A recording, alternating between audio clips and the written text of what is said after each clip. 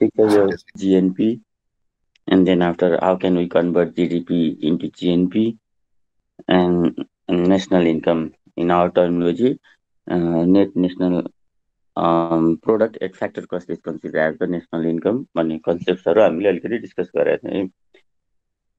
न अब आज हामी यो त्यही जिडिपी कन्सेप्टलाई नै कन्टिन्यू गर्छौँ, बिकज त्यसमै बेस्ट भएर क्वेसन्सहरू रेज गरेको हुन्छ हामीले।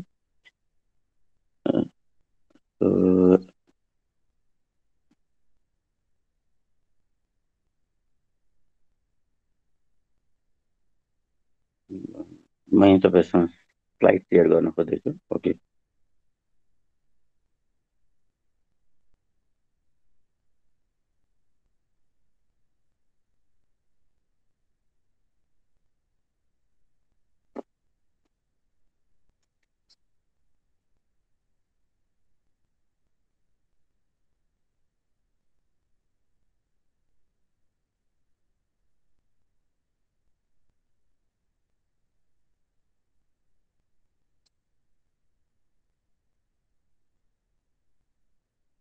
अलराइट, यो अलरेडी डिस्कस भइसक्यो। ओके, दिस वान,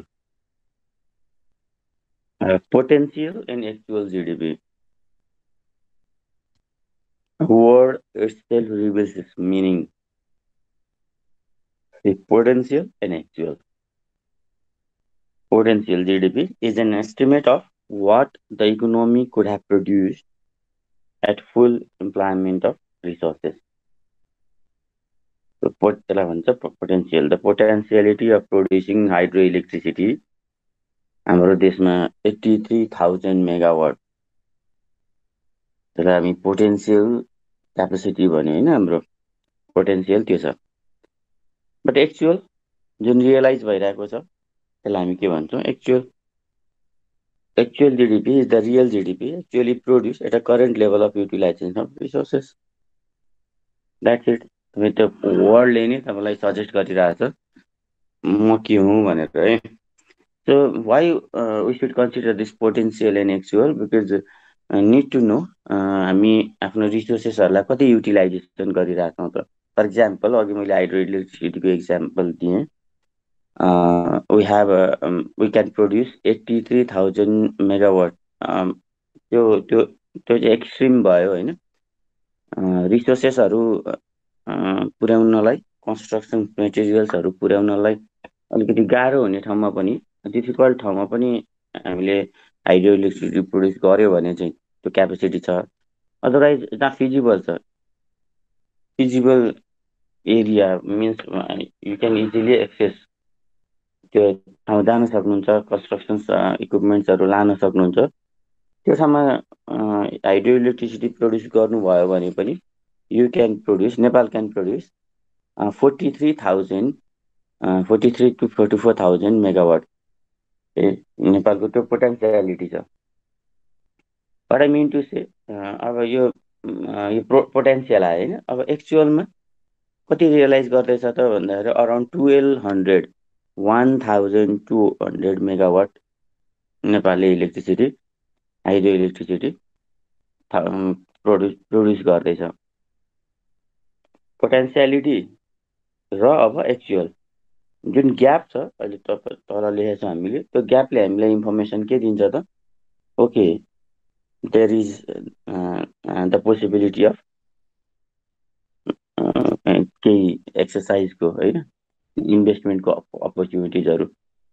ग्यापले तपाईँलाई इन्फर्मेसन के दिन्छ? अहिले नेपालको हाइड्रो इलेक्ट्रिसिटी अझै पनि अन्डर प्रोडक्सनमा छ। So you can invest in hydro electricity. Otherwise नेपालको क्यापेसिटी नै 1200 हुन्थ्यो अनि नेपालले 1200मै अपरेट गरिरहेको हुन्थ्यो भने अब हाइड्रो इलेक्ट्रिसिटी सेचुरेसनमा गयो भन्न सकिन्थ्यो। अनि इन्भेस्टमेन्ट अपर्च्युनिटिजहरू हाइड्रो इलेक्ट्रिसिटी होइन, अरूतिर हामीले ट्रान्सफर्म गर्नु पर्थ्यो होइन। सो यो each and every aspect of लाइफमा है, जस्तै अहिले भनौँ न एकीकृतको आउट अफ 4 जिपिए एकीकृतले सर मेरो 3.9 जिपिए आयो भन्यो भने ओके, गुड, वेल डन भनेर भन्छु म उसलाई। वाइ? बिकज पोटेन्सियालिटीको नियर बाई छौ। तर आउट अफ 4 जिपिए उसले सर मेरो 2.5 जिपिए आयो भन्यो भने बाबु तिम्रो भएन हौ पढाइ त राम्रो भएन त, तिमीले पुवर पर्फर्म गरेछौ भन्छौ। कसरी थाहा भयो मलाई पुवर र एकदम excellent? Because of potential. Maximum he can achieve 4 जिपिए, maximum त्यो थियो। तर सर मेरो 2.5 जिपिए आयो भनेर एक्युरेटले भन्यो। अनि फेरि के भन्यो भने सर यो यसपालिको एक्जामको म्याक्सिमम जिपिए या हाइएस्ट जिपिए नि 2.5 हो भन्यो भने फेरि त्यो त पोटेन्सियालिटीमा गयो होइन। हामीलाई के दिन्छ त पोटेन्सियालिटी। द्याट्स द इकोनोमिक्समा हामी जस्तै प्रोडक्सन पोसिबिलिटीको हामीले फर्स्ट च्याप्टरमा कुरा गरेका थियौँ। त्यो के हो त भन्दा potential, we need to know our potential output so that we can figure out whether we are operating in maximum capacity अरू के छ त्यहाँ फ्लजहरू थाहा हुन्छ, ग्यापहरू थाहा हुन्छ। यहाँ पनि सापिरो इकोनोमिस्टको नाम हो। यो तपाईँलाई क्लियर बनाउन मात्रै लेख्न खोजेको हो, अदरवाइज हामीलाई त्यस्तै स्टेटमेन्टहरू चाहिँदैन एक्जामिनेसनमा। The potential GNP GDP, okay GNP, don't get confuse, either potential GDP or potential GNP, जे भने पनि डिफिनेसन चाहिँ द मिनिङ चाहिँ सेम भयो है। त्यो पोटेन्सियल एक्चुअल जिडिपी पनि हुनसक्छ, पोटेन्सियल एक्चुअल जिएनपी पनि हुनसक्छ। So potential GNP same statement भइहाल्यो यो। Potential GNP considers not what the economy did produce but the economy could have produce if it had fully utilize its labour force and capital stock. अनि resources भनेको चाहिँ उसले दुईवटा मात्रै लियो, there are lot of other resources as well, but उसको डेफिनेसनमा चाहिँ लेबर फोर्स एन्ड क्यापिटल स्टकहरूले maximally if all resources are utilized what economy could have produced भन्ने क्वेसनको आन्सर खोज्न खोजेको हो क्या हामीले चाहिँ। अनि gap between potential GDP and GNP or actual GDP GNP यो डिभाइड गरेको होइन, यो सेपरेट सेपरेट हो। जिडिपी ग्याप भन्यो भने कहिले काहीँ इन्भेस्टमेन्ट अपर्च्युनिटीको लागि तपाईँ कुन इन्डिकेटर हेर्नुहुन्छ भनेर सोध्छ क्या। मेरो 4 मार्क्सको क्वेसन, एन्सर एकदम सजिलो। कुनै कुनै इकोनोमी इन्भेस्टमेन्टको लागि तपाईँ कुन indicators which indicator do you prefer भन्छ। अनि you can say I prefer the GDP gap indicator of an economy हो है। इन्डिकेटर भनेको बुझ्नुभयो होला है। इन्डिकेटर भनेको चाहिँ तपाईँलाई इन्फर्मेसन दिने कुनै इन्डेक्स होइन। इन्डेक्स तपाईँले अहिले आफ्नो आफू बसेको रुममा यस्तो इलेक्ट्रिक बोर्डहरूतिर हेर्नुभयो भने यु क्यान फाइन्ड एउटा लाइट ब्लिङ्क गरिरहेको होला या बलिरहेको होला नि। त्यो पहिले पुरानो पुरानो घरहरूकोमा चाहिँ हुन्थ्यो, एउटा रेड लाइट बढिरहेको हुन्थ्यो, त्यो इन्डिकेटर। त्यसले इलेक्ट्रिसिटी छ कि छैन भन्ने कुरा थाहा हुन्थ्यो सजिलै। त्यस्तै इन्डिकेटर भनेको त्यसलाई चाहिँ हामी इन्डेक्स पनि भन्छौँ। इकोनोमीको हेल्थ थाहा पाउने, इकोनोमीको पर्फर्मेन्स थाहा पाउनलाई जुन जुन हामी टर्म्सहरू युज गर्छौँ त्यसलाई चाहिँ इन्डिकेटर, इकोनोमिक इन्डिकेटर भन्छ है। जस्तै GDP, GNP, inflation, rate of inflation, and you can say government budget, government expenditure, government revenue. यसबाट थाहा हुन्छ इकोनोमीको हेल्थ कस्तो रहेछ भनेर। गभर्मेन्टको बजेट कति छ त, नेपाल गभर्मेन्टको बजेट भनेपछि बजेटबाट थाहा हुन्छ नेपालमा इकोनोमी एक्टिभिटिज कति भइरहेछ भनेर होइन। पैसाबाट थाहा हुन्छ नि त।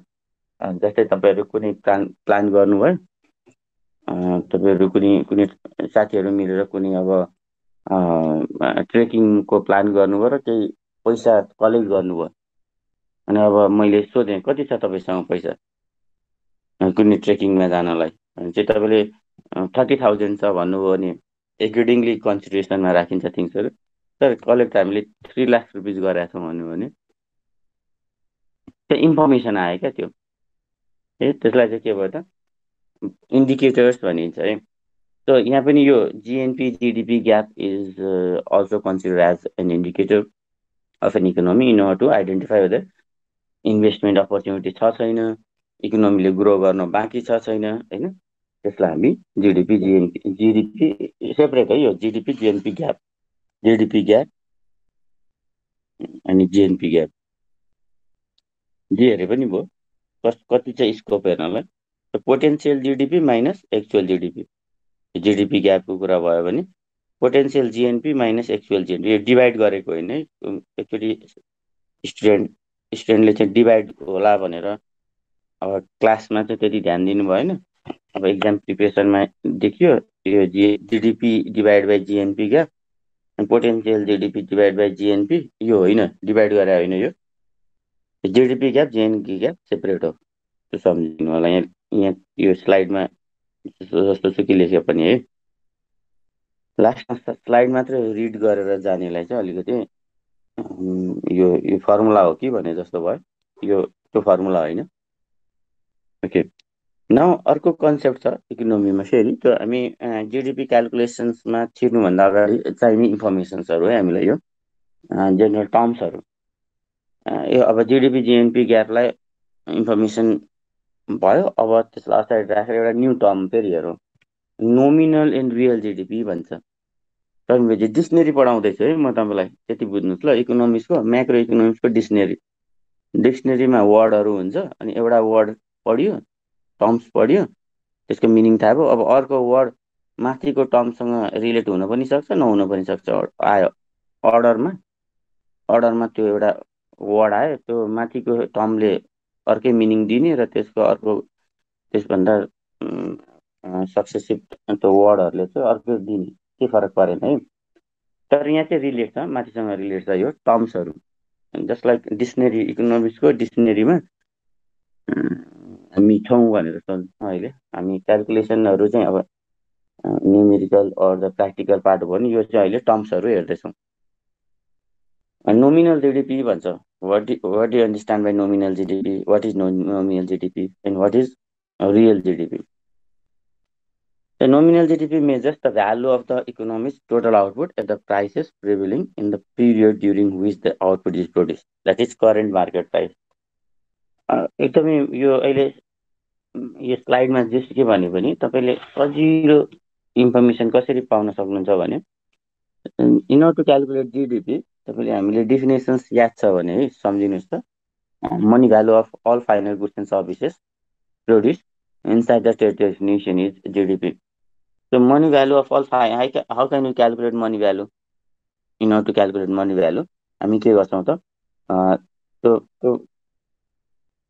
त्यो कमोडिटीको प्राइस कति छ हेर्छौँ होइन। फर इक्जाम्पल मेरो कुनै एग्रिकल्चर फार्म छ, एन्ड मैले चाहिँ त्यसमा भनौँ न कुनै भेजिटेबल्स, पोट्याटो फार्मिङ गरेको छु। सो हाउ मच पोट्याटो मैले प्रड्युस गरेँ भन्ने कुराको कसरी हामी क्यालकुलेट गर्छौँ त, quantity of potato and price of potato चाहियो हामीले, अनि प्राइस इन्टु क्वान्टिटी गऱ्यो भने त्यसको money in terms of money आयो त्यो है। तर यो price which I mean to say current year price, current इयरको हो कि होइन? यस, करेन्ट इयर प्राइस लिने चाहिँ करेन्ट इयर प्राइस हो। तर इकोनोमिक एक्टिभिटिज एनालाइसिस गर्दा इकोनोमिक्सहरू के भन्छ भने करेन्ट इयर प्राइस मिसलिड हुनसक्छ। What does it mean? Mislead कसरी हुन्छ current year? Because of this, जस्तै अहिले भनौँ न, बिकज अफ दिस पेन्डेमिक होइन, कुनै पोलिटिकल इन्स्टेबिलिटी, कुनै नेचुरल डिजास्टर्सहरू होइन, त्यो भयो भने त्यतिखेरको जतिखेर हामी क्यालकुलेट गर्दै हुन्छौँ जिडिपी, त्यतिखेर प्राइस चाहिँ अननेसेसरीली हाई हुने या भनौँ न फेरि अनएक्सपेक्टेडली लो हुने पनि हुनसक्छ। फर इक्जाम्पल हामी बर्ड फ्लू भएको थियो एउटा सिजन, अनि त्यो बर्ड फ्लूमा चाहिँ त्यो पोल्ट्री फार्महरूमा चाहिँ त्यसको प्रोडक्टहरू अनएक्सपेक्टेडली लो प्राइसमा उनीहरूले सेल गरिरहेको थियो होइन, मान्छेले पर्चेजै गरिरहेको थिएन भने चाहिँ प्राइस घटिरहेको थियो। अब त्यतिखेर त्यो पोल्ट्री फार्मको जिडिपी मा कन्ट्रिब्युसन क्यालकुलेट गर्ने हो भने त उसको त प्रोडक्सन त लो देखिन्छ है, बुझ्नुभयो होला। So current year price sometime mislead the economic activities है, अरू इकोनोमिक हेल्थलाई पनि त्यसले मिसलिड गर्न सक्छ। त्यो एउटा एकदम फ्रिन्ज चेन्ज हो क्या, त्यो इमिडिएट कुनै बेला चेन्ज भएर कुनै सर्ट अफ टाइममा इन्क्रिज डिक्रिज भएको हुनसक्छ, एउटा रेगुलर प्राइस होइन त्यो। त्यसको लागि चाहिँ के गरिन्छ भने क्यालकुलेट करेन्ट इयरमा पनि गरिन्छ, ठिक छ। तर प्रिभियसली कुनै एउटा नर्मल इयर आइडेन्टिफाई गर्छ, त्यो सेन्ट्रल ब्युरो अफ स्ट्याटिस्टिक्स मैले तपाईँलाई भनिरहेको छु, यो काम चाहिँ यसले गर्छ। सेन्ट्रल ब्युरो अफ स्ट्याटिस्टिक्सले के गर्छ भने प्रिभियस कुनै इयर उसले इयर आइडेन्टिफाई गर्छ, एउटा नर्मल इयर आइडेन्टिफाई गर्छ र त्यसलाई भन्छ base year, base year or the constant year, एउटा कन्स्ट्यान्ट पनि भन्छ, कन्स्ट्यान्ट इयर। अनि अब जिडिपी क्यालकुलेट गर्छ यो बेस इयर प्राइसमा, द कन्स्ट्यान्ट इयर प्राइसमा। त्यतिखेर चाहिँ कति थियो प्राइस? सेम प्राइस थियो, okay no problem. Price difference कति छ आइडेन्टिफाई गर्नलाई, सो हामीले यहाँ भनेका छौँ, हेर्नुहोस् त, nominal GDP measures the value of the economics total output at the prices prevailing in the period during which the output is produce, that is current market prices. यसलाई हामी भन्छौँ नोमिनल। तर nominal GDP changes from year to year due to following two reasons. Nominal change हुन्छ केले गर्दाखेरि भन्दाखेरि the physical output of goods changes, कहिले 50 KG produce भयो होला, कुनै बेला 100 केजी प्रड्युस भयो होला, कुनै बेला 500 केजी। तर यो यसले त्यति फरक पार्दैन। तर market prices changes, market price change भयो भने चाहिँ फरक पर्छ। हो, त्यो मार्केट प्राइस चेन्जेसलाई एड्रेस गर्नको लागि चाहिँ हामी के गर्छौँ, real GDP. Real GDP measures change in physical output in the economy between different time periods by valuing यो जुन physical output and the market प्राइसले, यो यसले फिजिकल आउटपुट क्यालकुलेट गर्छौँ र मार्केट प्राइस चेन्जेसलाई चाहिँ रेट अफ इन्फ्लेसन, यसपछिको रेट अफ इन्फ्लेसन क्यालकुलेट गर्न युज गरिन्छ। Output economy between different time period by valuing all goods and produce in two period at the same price, that is base year price. अब यहाँ के गरिन्छ त, base year प्राइसमा यो चाहिँ मैले क्यालकुलेसन के भने होइन, तपाईँलाई sometime what is real GDP भन्यो भने तपाईँ सिम्पली के भन्न सक्नुहुन्छ त, calculation of GDP at base year price. Real GDP calculation of GDP at base year price, base year price. यो मैले चाहिँ डिफिनेसनमा चाहिँ डिफ्रेन्स हेर्नलाई हो भनेर पनि लेखेको छौँ। What is nominal GDP? The calculation of GDP at current year price, current year price. And by the help of this base year price and current year price, we can calculate the rate of inflation. त्यसमा त्यसको लागि चाहिँ के गर्छौँ, GDP deflator, अलिकति यो line तलमाथि भएछ, ओके। डिफ्लेसन कति छ त हेर्छौँ नोमिनल र रियल जिडिपीमा। सो त्यसलाई डिफ्लेटर भन्छ, जिडिपी डिफ्लेटर भन्छ। Deflation means changes, for example because of market price हाम्रो प्रोडक्सनको भ्यालु यसपालि 50 लाख छ सपोज, तर एक्चुअली बेस इयर प्राइसमा चाहिँ त्यो 30 लाख हुनु पर्थ्यो, या क्यालकुलेट हुँदैछ होइन, प्राइस मार्केट प्राइस बढेर यो भयो। त हामी के गर्छौँ त, पहिले बेस इयर प्राइसबाट करेन्ट इयर प्राइसमा डिफ्लेक्सन कति हुन्छ, हाउ मच टाइम्स निकाल्छौँ क्या हामी, 2 टाइम्सले इन्क्रिज छ कि 1.5 टाइम्सले इन्क्रिज छ कि होइन, या त्योभन्दा बढी नै टाइम्सले इन्क्रिज छ कि, त्यो हामी टाइम क्यालकुलेट गर्छौँ। त्यो टाइम क्यालकुलेट गर्नलाई चाहिँ जुन हामी फर्मुला युज गर्छौँ त्यसलाई टर्म दिएका छौँ हामीले जिडिपी डिफ्लेटर, जिडिपी डिफ्लेटर भन्छ त्यसलाई। So GDP deflator is the ratio of nominal GDP in a given year to real GDP of that year. So त्यस नोमिनल र रियल फेरि भने यसपालि प्रोडक्सन गऱ्यौँ हामीले, यही करेन्ट इयर प्राइसमा क्यालकुलेट गर्छौँ र एउटा भ्यालु आयो, लेट्स सपोज 50 लाख। अनि बेस इयर प्राइस एउटा कुनै नर्मल इयर आइडेन्टिफाई गरेको हुन्छ, त्यसमा पनि क्यालकुलेट गर्छौँ बेस इयर प्राइसमा। प्रिभियस इयर या त्योभन्दा अगाडि बेस इयर प्रिभियसै हुनुपर्छ भन्ने छैन, कुनै उनीहरूले आइडेन्टिफाई गरेको, सेन्ट्रल ब्युरो अफ स्ट्याटिस्टिक्सले आइडेन्टिफाई गरेको एउटा इयर, नर्मल इयर, त्यतिखेर त्यो नेचुरल डिजास्टर्सहरू, कुनै क्यालामिटिजहरू होइन, एपिडेमिक डिजिजहरू नभएको, कुनै स्प्रेड नभएको या पोलिटिकल इन्स्टेबिलिटी नभएको इयर आइडेन्टिफाई गर्छ, अनि त्यसमा क्यालकुलेट हुन्छ। अनि अब हामी के गर्छौँ त, त्यसलाई डिफ्लेटर, कति डिफ्रेन्ट छ त त्यसको, ग्याप निकाल्ने होइन कि डिफ्लेसन निकाल्ने है, कति टाइम्सले। अघि जिडिपी जिएनपी ग्यापमा चाहिँ हामीले ग्याप निकालेको थियौँ, potential GDP minus actual GDP होइन, त्यसमा चाहिँ ग्याप चाहियो। यहाँ चाहिँ हामी के गर्दैछौँ भने यहाँ चाहिँ हामी डिफ्लेसन चाहन्छौँ भने कति टाइम्सले फरक छ त्यो है। So deflator measures the changes in prices that has occurred between the base year and the current year. कति प्राइस चाहिँ चेन्ज भयो यो अहिले लाइन तल गयो यो फर्मुला चाहिँ GDP deflator nominal GDP divided by real GDP हो। अनि क्यालकुलेसनलाई सजिलो बनाउनलाई नोमिनल बाई रियल होइन यो लाइन होइन है nominal divide by real GDP. अब हामी जिडिपी डिफ्लेटर 2020 क्यालकुलेट गर्नु पर्यो भने हामी नोमिनल जिडिपी करेन्ट इयर प्राइसमा क्यालकुलेट गरेको जिडिपी 2020 बाई रियल जिडिपी 2020 त्यही इयरको भने चाहिँ हाम्रो यसमा चाहिँ के गर्छौँ त नोमिनल र रियल हामी क्यालकुलेट गर्छौँ डिभाइड गर्छौँ। अब यो त डिफ्लेसन हुनसक्छ 1 को डिफ्लेसन 1.5 या 0.25 पनि हुनसक्छ होइन। यो डेसिमललाई इलिमिनेट गर्नलाई हामी यसलाई 100ले मल्टिप्लाई गर्दैछौँ। In order to eliminate decimal भनेको 1.5 भनेको 150 सजिलो हुन्छ हामीलाई। यो 0.25 भनेको 25 मात्रै भयो होइन। यो हाम्रो डेसिमल के भयो त इलिमिनेट गर्नलाई हामी 100ले मल्टिप्लाई गर्दैछौँ। यसको मेन उद्देश्य चाहिँ किन 100ले मल्टिप्लाई गर्यौँ त भन्दा रेट अफ इन्फ्लेसन क्यालकुलेट गर्न सजिलो हुन्छ। 100 पछिको इन्फ्लेसन चाहिँ रेट अफ जस्तै अहिले डिफ्लेटर 150 छ भने हामी 100 त्यसको प्राइस हो 50ले के भएछ त प्राइस बढेछ र 50% इन्क्रिज इन प्राइस अहिले क्यालकुलेसन गरेर देखाउँछु म यसको र हामी डिफ्लेटर भन्छौँ है। So by using GDP deflator, we can calculate rate of inflation.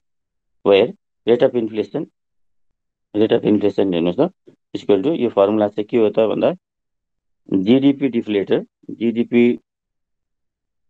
डिफ्लेटरबाट है डिफ्लेसन कति छ जस्तै 2020 को मलाई रेट अफ इन्फ्लेसन छ भने GDP deflator 2020 minus GDP deflator each and every year calculate भइरहेको हुन्छ होइन 2019 divide by GDP deflator 2019 rate of inflation calculate गर्नु पर्यो भने चाहिँ प्रिभियस इयर लिने है। अघि नोमिनल रियल क्यालकुलेसनमा हामीले nominal current year and real base previous हुनुपर्छ भन्ने छैन बेस कुनै पनि हुनसक्छ। But in order to calculate rate of inflation हामी यो प्रिभियस इयर भनेको अगाडिको वर्ष होइन अनि इन्टु 100% गर्छौँ यसलाई।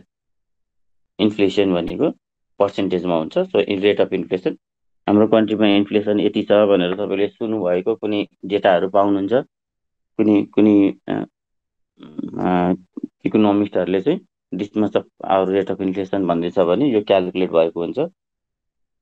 अर्को पनि प्रोसेस छ क्यालकुलेट गर्ने एउटा चाहिँ छ डिफ्लेटरबाट यसले क्यालकुलेट गरेको हुन्छ। अब तपाईँलाई यो अझै क्लियर बनाउनलाई चाहिँ यो टेबल हेर्नुभयो भने चाहिँ मोर क्लियर हुन्छ। यो सोल्युसन पुरै यहाँनिर हामी एक्जामिनेसनमा यसरी एकै ठाउँमा लेख्दैनौँ हामी चाहिँ सेपरेट गर्छौँ। एक्जामिनेसनमा क्वेसन रेज गर्छ हामीलाई तर यहाँ सजिलो होस् भनेर तपाईँलाई मैले एकै ठाउँमा देखाएको छु।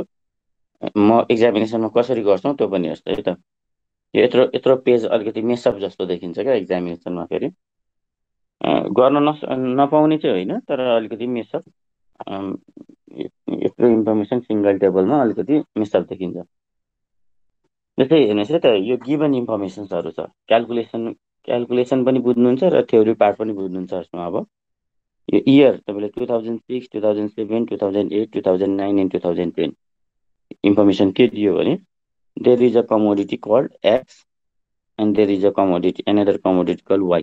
Suppose economy is producing two commodity X and Y मात्रै for the sake of our simplicity है हामीले मोडल डेभलप गर्नलाई सजिलो गर्नको लागि हामीले पढिसकेका छौँ किन हामी दुईटा मात्रै लिन्छौँ भनेर हामीले जेनरलाइज गरिसकेका छौँ त्यसलाई डेभलप गरौँ पहिले अनि यसलाई नि कमोडिटीहरू न्युमेरस हुन्छ इकोनोमीमा प्रोड्युस हुने कमोडिटीहरू धेरै हुन्छ तर दुईटाबाट सुरु गरेपछि हामीलाई यसलाई जेनरलाइज गर्न सजिलो हुन्छ।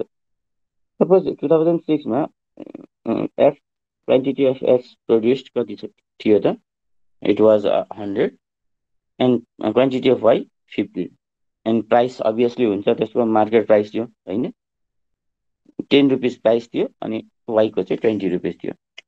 न 2007मा सेम कमोडिटी, अब commodity X commodity Y, the production was 120 of X and the 60 of Y.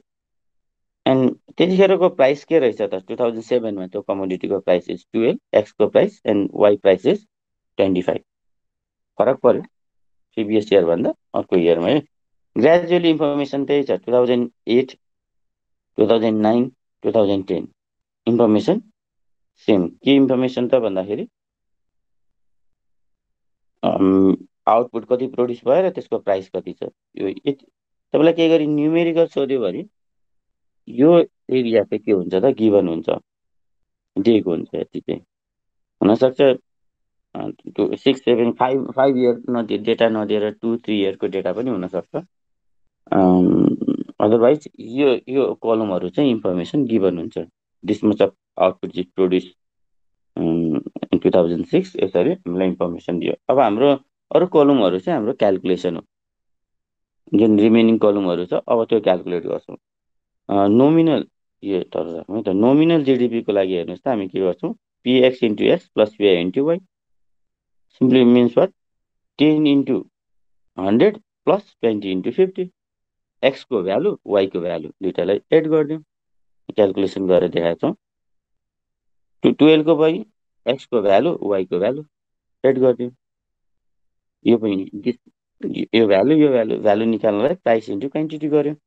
Gradually सबै त्यही गरेको यहाँ हो। यसलाई भन्छ नोमिनल जिडिपी। अहिले 2 कमोडिटी मात्रै छ है, हामीले त्यसको भनेपछि हामीले जुन डिफिनेसनमा भनेका छौँ नि, money value of all finance goods and services produce inside the territory nation is GDP भनेको छौँ नि, एक्चुअली त्यो नोमिनल जिडिपी हो। त्यो मनी भ्यालु कुन प्राइसमा भनेर हामीले भनेको छैनौँ, त्यो हामीले करेन्ट प्राइसमै हो खास हाम्रो डिफिनेसनमा। तर रियल जिडिपी अब यहाँ इन्ट्रेस्टिङ के छ र भन्दा यहाँ हामीले लेखेको छौँ the base year is 2006। 2006 base year चाहिँ 2006 नै हो भने चाहिँ जस्तै 2020लाई नि बेस इयर, जस्तै अहिले हामी 2021मा छौँ ल, यही इयरलाई चाहिँ हुन त अहिले पेन्डामिक छ, यो इयर बेस इयर मान्दैन कहिले पनि, किनभने बिकज अफ पेन्डामिक प्राइसहरू चाहिँ फ्लक्चुएट भयो। तर हामीले इफ इन केस 2021लाई नै बेस इयर मान्यौँ भने ठिकै छ, यही नर्मल इयर हो भन्यो भने हाम्रो नोमिनल क्यालकुलेसनको लागि पनि र रियल क्यालकुलेसनको लागि सेम इयर हुन्छ है।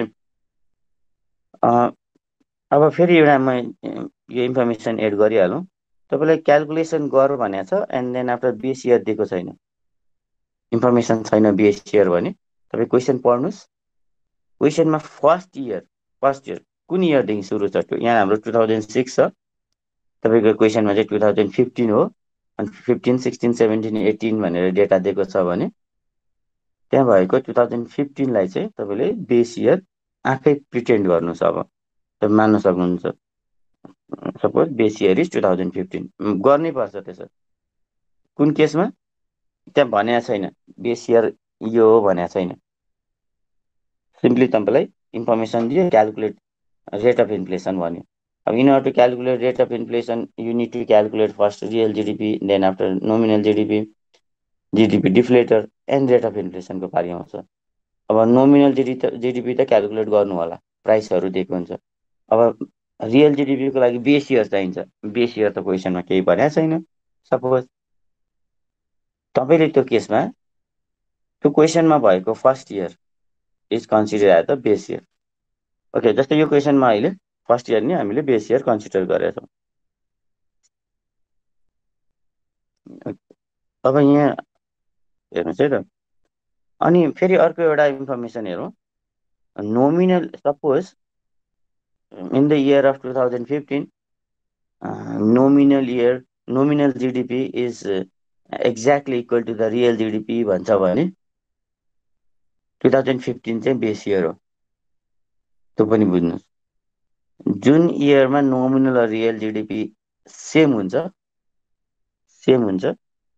किनभने त्यसको लागि नोमिनल पनि त्यही रियल पनि त्यही।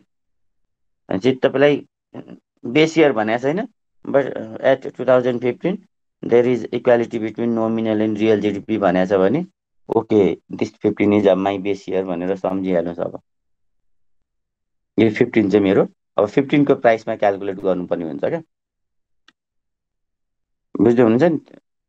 केही पनि भनेको छैन first year is base year, तर कहिले काहीँ बेस इयर डिरेक्टली नभनेर स्टुडेन्टले त्यति लजिक लाउँछ कि लाउँदैन। ब्याचलर लेभल स्टुडेन्ट हो, बेस इयरमा नोमिनल रियल जिडिपी सेम हुन्छ भन्ने कुराको इन्फर्मेसन राखेको छ कि छैन भनेर पनि कहिले काहीँ यसो क्रस चेकको लागि पनि गर्छ त्यो। So if there is equality between nominal and real GDP, you can say the year is consider as the base year. Okay, अब त्यसपछि यसमा चाहिँ क्यालकुलेसन, यो 2400 चाहिँ कसरी क्यालकुलेट गऱ्यो हामीले? यसमा चाहिँ के गर्यौँ भने यो 120 क्वान्टिटी प्रड्युस गरेको थियौँ यसको, 60 क्वान्टिटी वाईको, तर यसको प्राइस 12 छ, अनि 12सँग मल्टिप्लाई गर्यो त भन्दा होइन, हामीले के गर्यौँ भने बेस इयर प्राइस, अनि बेस इयर प्राइस कहाँ छ त भन्दा यो बेस इयर 2006लाई छ भने यो 10, सो 10 इन्टु 120, एगेन वाईको लागि 20 इन्टु 60। वाइ बिकज हामी 2007को रियल जिडिपी क्यालकुलेट गर्दैछौँ, आउटपुट चाहिँ 2007कै लियौँ हामीले क्वान्टिटी होइन सी, तर त्यसको प्राइस चाहिँ के गर्यौँ, त्यसको करेन्ट इयर हामीले क्यालकुलेट गरेनौँ, हामीले base year price. So calculation of GDP at base year price is called real GDP, अघि नै भनेछ हामीले होइन। सो यो 2400 इज रियल जिडिपी इन 2007, 2007मा रियल जिडिपी यति भयो। 2008मा फेरि हेर्नुहोस् त 2800 कसरी आयो? क्वान्टिटी चाहिँ हामीले 2008को लियौँ, दिस 150, प्राइस 12 हो होइन, माथि 10, base year, this one base year price, Y 65, price 20, in order to calculate real GDP. So 10 into 150, 20 into 65, 128 भने यहाँ चाहिँ डिरेक्टली लेखेँ मैले। अब 3400, यहाँ के गर्यौँ त अब हामीले 10 into 180, 180 plus 20 into this one 80, यो एड गर्दाखेरि कति आउँछ? 3400। सो ग्रेजुअल यसमा पनि त्यही गऱ्यौँ, 10 into 20। So each and every time हामीले 10 price 10 10 10 constant, and price of X 10, price of Y 20, त्यो कन्सटेन्ट प्राइस भन्छौँ क्या। Base year price is called constant price, base year price होइन, कन्सटेन्ट इयर यसरी भनिन्छ है। त हामीले त्यसमा क्यालकुलेट यो 210 इन्टु 200 गऱ्यौँ यो क्यालकुलेसनमा।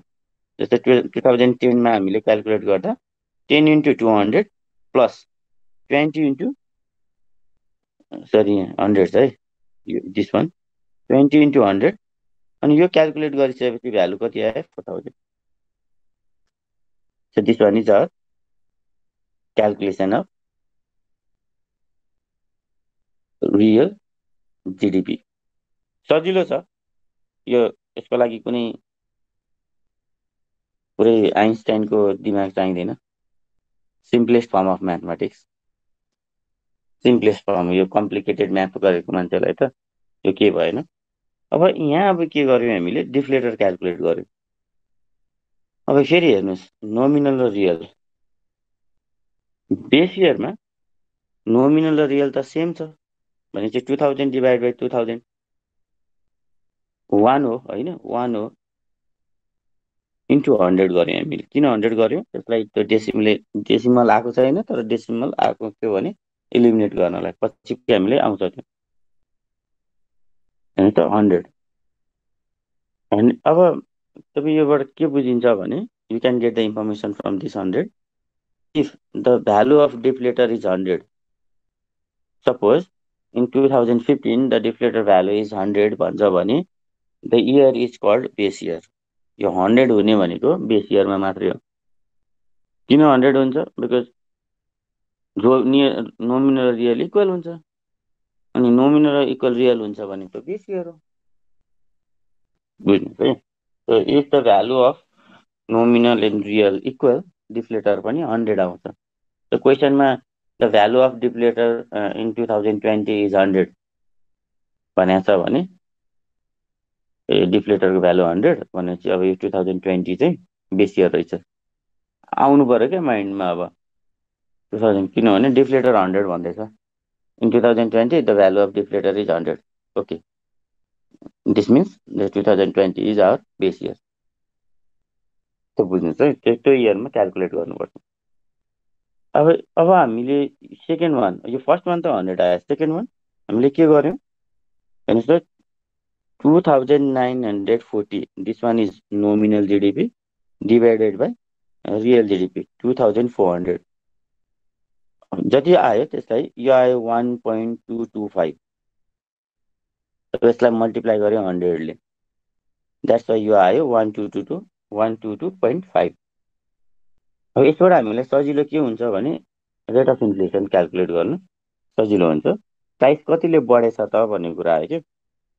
अब हामी यहाँ भन्न सक्छौँ यो calculate rate of inflation calculate के गर्यौँ, जिडिपी डिफ्लेटर अफ 2000, हामीलाई यसमा चाहिएन, रेट अफ इन्फ्लेसन बेस इयरमा चाहिएन। फेरि किन चाहिएन, इन्फ्लेसन भनेको के त, प्राइस बढ्नुलाई इन्फ्लेसन भन्छ। तर प्रिभियस जति प्राइसमा पाइरहेको थियो यसपालि पनि त्यति नै प्राइसमा पाइरहेछ भने त, if the price of commodity is the same, you can say obviously there is no inflation, inflation छैन। त्यसैले हामीले बेस इयरमा इन्फ्लेसन क्यालकुलेट गर्नु पर्दैन, प्राइस नै त्यति हो। तर त्यसपछिको हेर्नु त 122 हामीले कसरी क्यालकुलेट गऱ्यौँ भने हामीले 122.5 माइनस 100, यो 100 के लिएको त भन्दा प्रिभियसको ए दिस वान माथि डिभाइड बाई 100, अनि पछाडि चाहिँ पर्सेन्टेज राख्छौँ है। So 22.5% is our inflation rate 2007। 2007मा चाहिँ इन्फ्लेसन कति भएछ 22.5। अब 2008मा inflation in 2008, this one 150 minus 100 हो त, माइनस 100 हो कि के हो यो, नो, इन्फ्लेसन प्रिभियस इयरसँग हुन्छ, नट द बेस इयर, यो 100 होइन। एरो गेटिङमा पाइन्ट सुन्दै हुनुहुन्छ मलाई? ए त्यही त, ओके। अब यो 100 चाहिँ के भयो, बेस इयरको थियो, 100 लिने होइन, यहाँ के गर्नु पर्यो, previous, this one 122.5 divide by 122.5 into 100%. This one is our calculation of rate of inflation. So यसमा पर्सेन्टेज क्यालकुलेट गर्नुभयो भने यो आउँछ 22.45। Again for this inflation, rate of inflation in 2009 मा क्यालकुलेट गर्नु छ भने के गरिन्छ त, 161.8 minus this one 150 divide by 150 into 100%, percent भने क्यालकुलेट गर्नु छ। So this one is 7.86। Rate of inflation कति भएछ त भन्दा 7.86%ले इन्फ्लेसन भएछ भन्छौँ। यो 100सँग क्यालकुलेट गरेको भए त थुप्रै 61%को इन्फ्लेसन देखिन्थ्यो, होइन, बेस इयरसँग होइन, इन्फ्लेसन चाहिँ चाहियो प्रिभियस इयरसँग। तर यहाँ हामी नोमिनल रियल जिडिपीमा चाहिँ प्राइस चाहिँ बेस इयर लिएका थियौँ नि, फेरि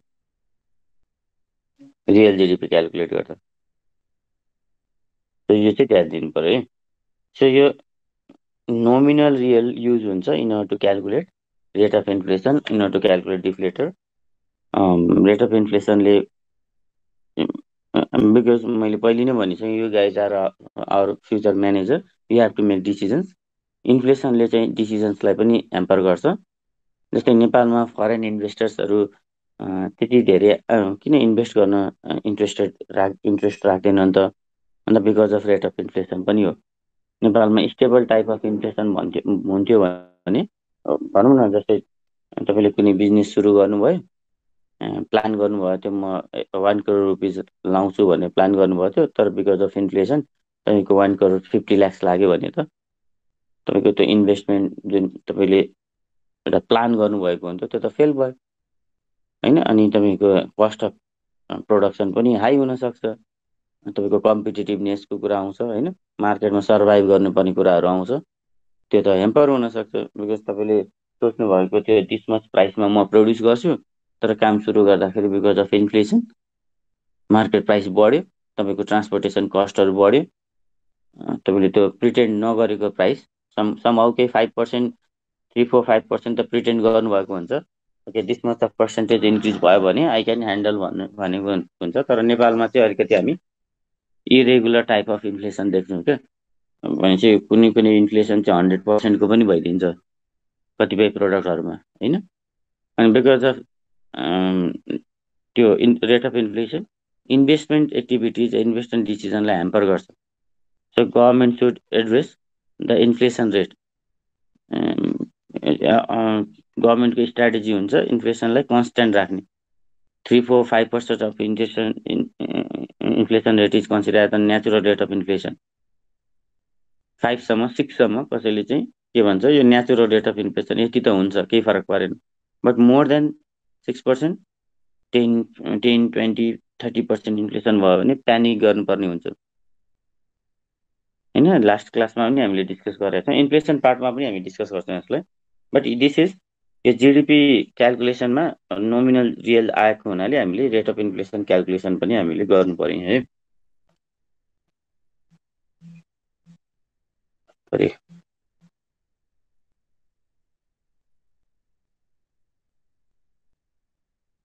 अब यहाँ यसपछि चाहिँ अब हामी हाम्रो यो युनिट 2को लास्ट कन्सेप्ट डिस्कस गर्छौँ, मेथड। यो पनि लेन्दी छ फेरि। Methods of measuring NI in order to calculate national income. हामीसँग मेथड अब हामीले के भनेको थियौँ, जिडिपी छ, gross domestic product, and you can convert this gross domestic product to national product at factor cost and you can get the value of national income. But the calculation of GDP चाहियो क्या हामीलाई। GDP चाहिँ कसरी calculate गर्छ त? हामी central bureau of statistics चाहिँ responsible छ जिडिपी क्यालकुलेसन्सको लागि नेपालमा भन्यो भने उसले कुन मेथड फलो गर्छ in order to calculate GDP? So there are 3 methods to measuring GDP, and जिडिपीलाई त हामी कन्भर्ट गरिहाल्छौँ नेसनल इन्कममा है। वन्स हाम्रो जिडिपी क्यालकुलेट भइसकेपछि we can easily convert it into the national income है। एनएनपिएफसी, एनआई भनेको एनएनपिएफसी मैले भन्नु परेन है, यो NNPFC. But how can we calculate GDP then? what are the process of calculation of GDP? So there are 3 methods to calculate GDP. One is expenditure method. Central Bureau CBS ले के गर्छ त भन्दाखेरि, this method measures NI as the aggregate of all the final expenditure and goods on gross domestic product at market price in an economy during an accounting year. Final गुड्सहरुमा कति expenditure भयो भनेर calculate गर्छ। कसले गर्छ त expenditure? In other word लेखेको छ हामीले यहाँ, if we add expenditure made by household sector in consumption, expenditure made by manufacturing sector in investment, expenditure made by government, and expenditure made by foreign sector, it is GDP in fact, and we convert it into NI. त्यसलाई हामी NI मा convert गर्छौं, national income.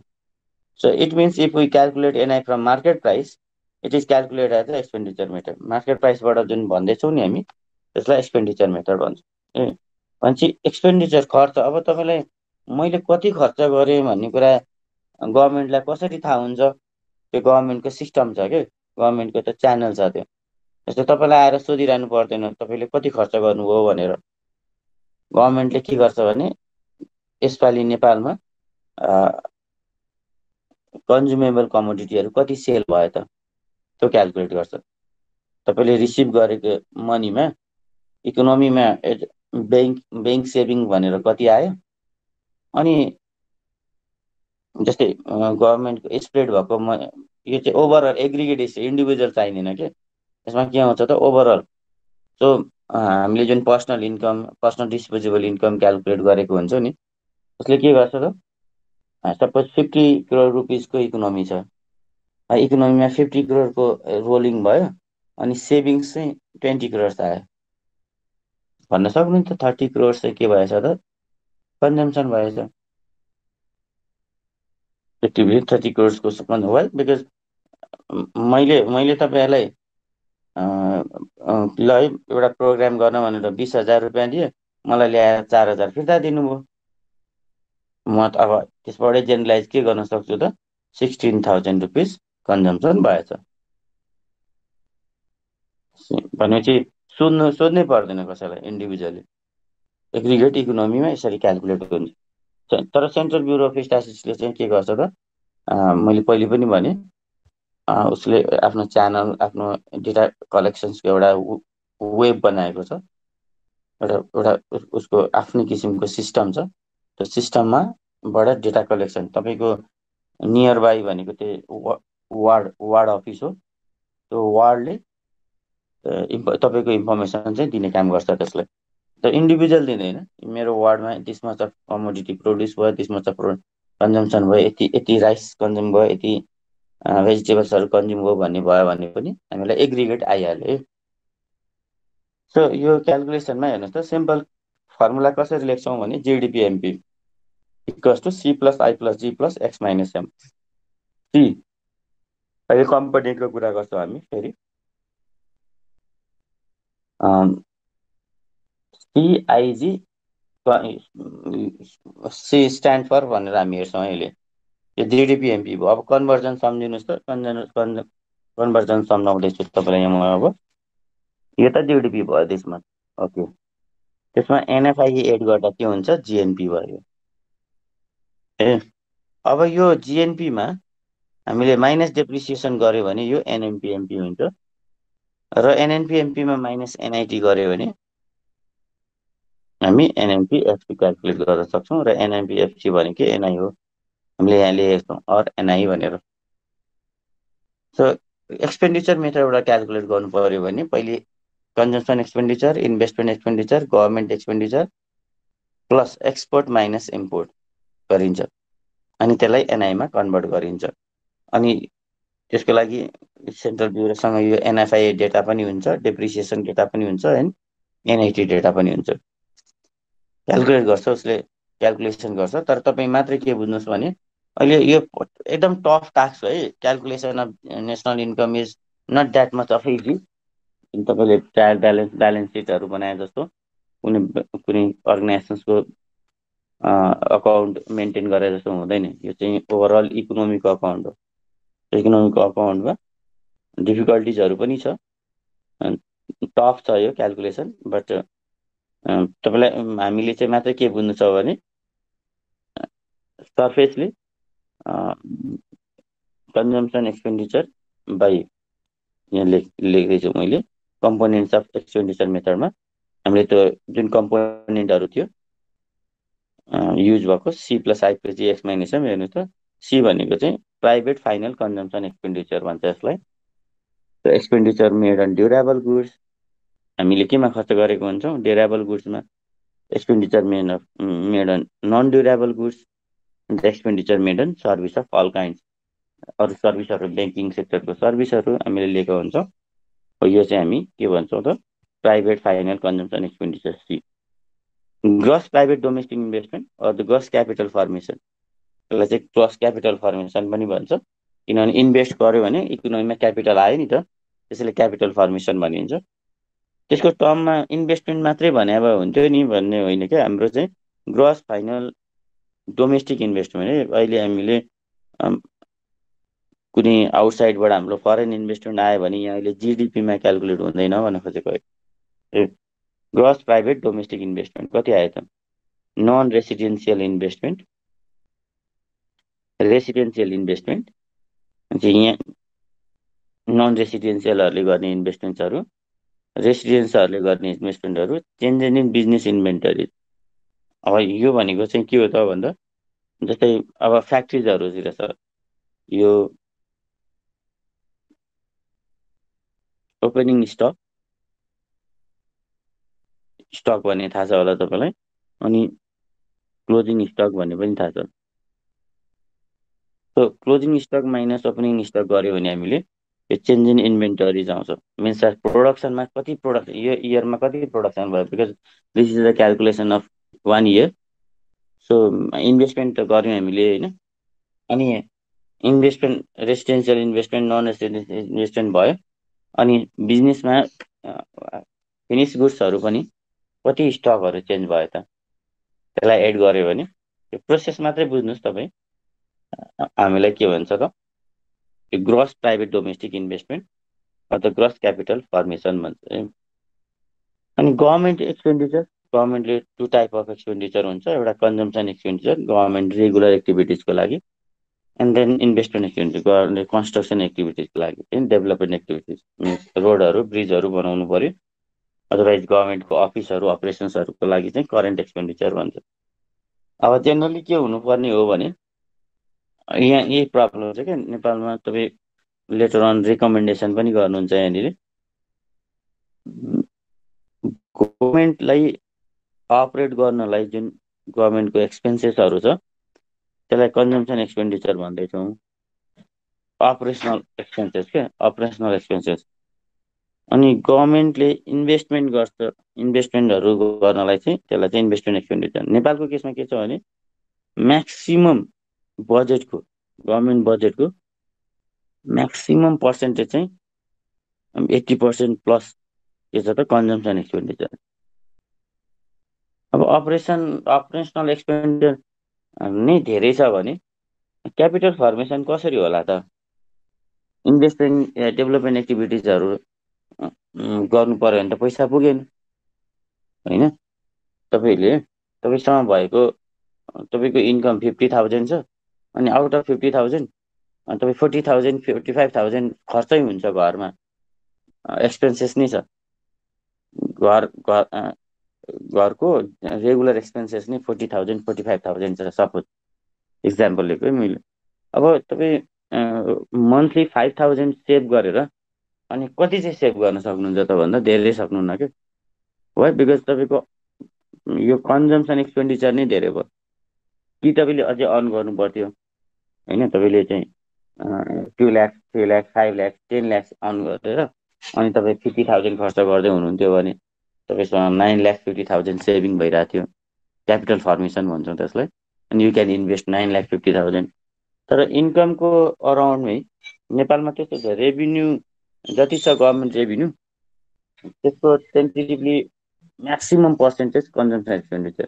अनि तपाईँलाई as a student of economics गभर्मेन्टले यो नेपालमा infrastructure develop गर्नलाई के गर्नुपर्छ भनेर सोध्छ क्या, पछि पोलिसीमा आउँछ। तपाईँ एन्सर एउटा यो पनि पोइन्ट हुन्छ, government should decrease is consumption expenditure so that government can generate capital and there is the possibility of capital formation भनेर भनिदिनुहुन्छ।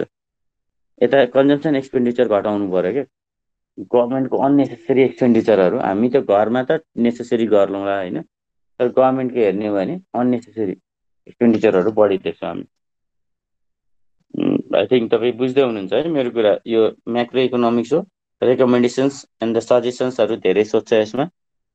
स्टुडेन्ट अफ इकोनोमिक्स त के सजेस्ट गर्छस् भन्छ, अनि तपाईँले सजेसन्स चाहिँ यस्तै अब यो पढ्दै गएपछि इन्भेस्टमेन्ट अपर्च्युनिटिजहरू क्रिएट गर्नु पर्यो भन्ने पनि दिन सक्नुहुन्छ। गभर्मेन्टले डेभलपमेन्ट एक्टिभिटिजलाई के गर्नु पर्यो, फोकस गर्नु पर्यो। अनि in order to increase development activities government should decrease this consumption expenditure होइन, त्यो तपाईँ सजेस्ट गर्नुहुन्छ त्यो। एन्ड देन आफ्टर हामीले एक्सपोर्ट र इम्पोर्ट भनेको छौँ, त्यसलाई X minus M collectively net export पनि भन्छ। So export earning minus import expenses, symbolically X minus M. मैले पहिले पनि भनिसकेँ, एक्सपोर्टलाई एक्स भन्छ भने इम्पोर्टलाई एम भन्छ। अनि त्यसलाई collectively net export X minus M गरेकै भ्यालु तपाईँलाई कहिले काहीँ क्यालकुलेसन गर भनेर दिन्छ क्या, अनि त्यहाँ नेट एक्सपोर्ट भनेर लेखेको हुन्छ। एक्सपोर्ट इम्पोर्ट केही पनि नभनेर नेट एक्सपोर्ट इज -50 मिलियन भन्छ सपोज। यहाँ के बुझ्नु पर्यो भने नेट एक्सपोर्ट माइनस 50 मिन्स यो अलरेडी एक्स माइनस एम गरिसकेको भ्यालु हो माइनस 50। यसबाट के पनि बुझियो भने X is less than that of M. कतिले, कुन अमाउन्टले भन्दा 50 मिलियनले लेस छ एक्स। कति छ थाहा छैन, तर 50 मिलियनले लेस छ। किनभने एक्स माइनस एम माइनसमा छ भने चाहिँ एम ठुलो रहेछ भने बुझ्यो है। त्यसलाई नेट एक्सपोर्ट भनिन्छ। Net factor income from abroad, यो त मैले यहाँसम्म क्यालकुलेसन भयो, यो त पहिले नै भनिसकेँ। सरी, गयो। Net factor income from abroad,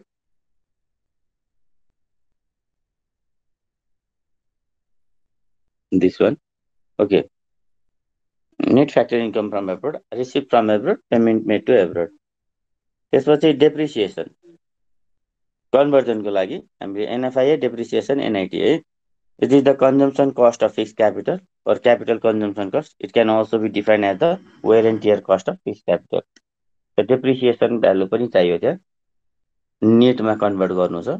ग्रसबाट नेटमा एनआई क्यालकुलेट गर्दैछौँ, एनआई नेटमा हुन्छ भनिरहेको छौँ हामीले। So net indirect taxes NIT, IT minus subsidy, indirect tax minus subsidy. So यो चाहिँ कम्पोनेन्टहरूको डिस्कस गरेको हामीले जुन भनेको थियौँ यो स्लाइडमा। सिआइजी एक्स माइनस एम क्यालकुलेट गरेर के गर्छ त नेसनल इन्कम क्यालकुलेसन हुन्छ भन्न खोजेको। एउटा मेथड भयो।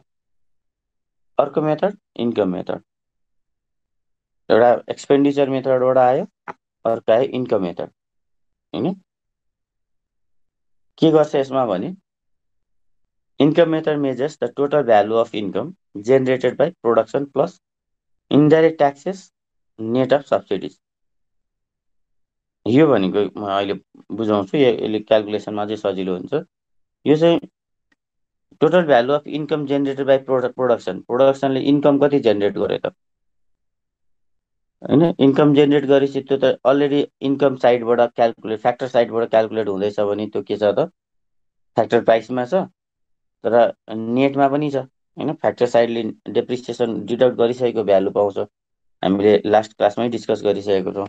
र यहाँनिर plus indirect taxes net of subsidies भनेको एनआइटी प्लस गर्दा ग्रसमा पुग्छ, यो मार्केट प्राइसमा पुग्छ यो भन्ने बुझ्यो है।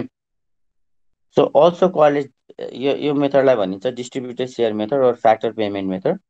So this method measures NI from the side of payment made in the form of wage, interest, rent, profit to the primary factors of production. So thus income method consists in adding together. So यो हामीले wage, profit, rent, interest हामीले जोड्यो भने के आउँछ त जुन value आउँछ त्यसलाई चाहिँ इन्कम मेथड भन्दैछौँ। भने चाहिँ फ्याक्टर प्राइस साइडबाट हामीले मार्केट प्राइस र फ्याक्टर कस्ट भनेर सोधेछौँ, पढाएछौँ है। फ्याक्टर कस्ट साइडबाट क्यालकुलेट गर्ने भने चाहिँ त्यसलाई इन्कम मेथड भन्दो रहेछ। यसमा के गर्यो सी जिडिपिएफसी, यो फर्मुला त हामीले त्यहाँ पनि फ्याक्टर कस्टमा पनि हेरेको छौँ। compensation of employees plus operating surplus plus mixed income plus depreciation। यो अलरेडी फ्याक्टर कस्टमा छ, त यसलाई के गर्नु परेन त अहिले यसलाई जिडिपी डेफिनेसनमा चाहिँ हाम्रो के छ त भन्दाखेरि यो जिडिपी एमपी छ, पहिले gross domestic product market price. र यो FC institute of FC MP राखेको भए यहाँबाट यहाँ प्लस एनआइटी पनि गर्थ्यौँ हामी। GDP MP market price, because factor कस्टबाट मार्केट प्राइसमा कन्भर्ट गर्नु पर्यो भने you need to add NIT, net indirect tax. So GNPFC अब एनपी बनाउनु पर्यो, त्यसलाई एनएफआई एड गर्ने। एन्ड देन आफ्टर यो डेप्रिसिएसन यहाँ एड गरेको है in order to make this value gross. Depreciation यहाँ नै हामीले एड नगरेको भए यो नेट हुन्थ्यो फेरि, तर पहिले ग्रस निकाल्छ, क्यालकुलेट गर्छ ग्रस पछि, अनि त्यसलाई कन्भर्ट गर्ने काम गर्छ। सो हामीले डेप्रिसिएसन यो डिडक्ट गर्यो भने the value is called national income. यसलाई इन्कम मेथड भने।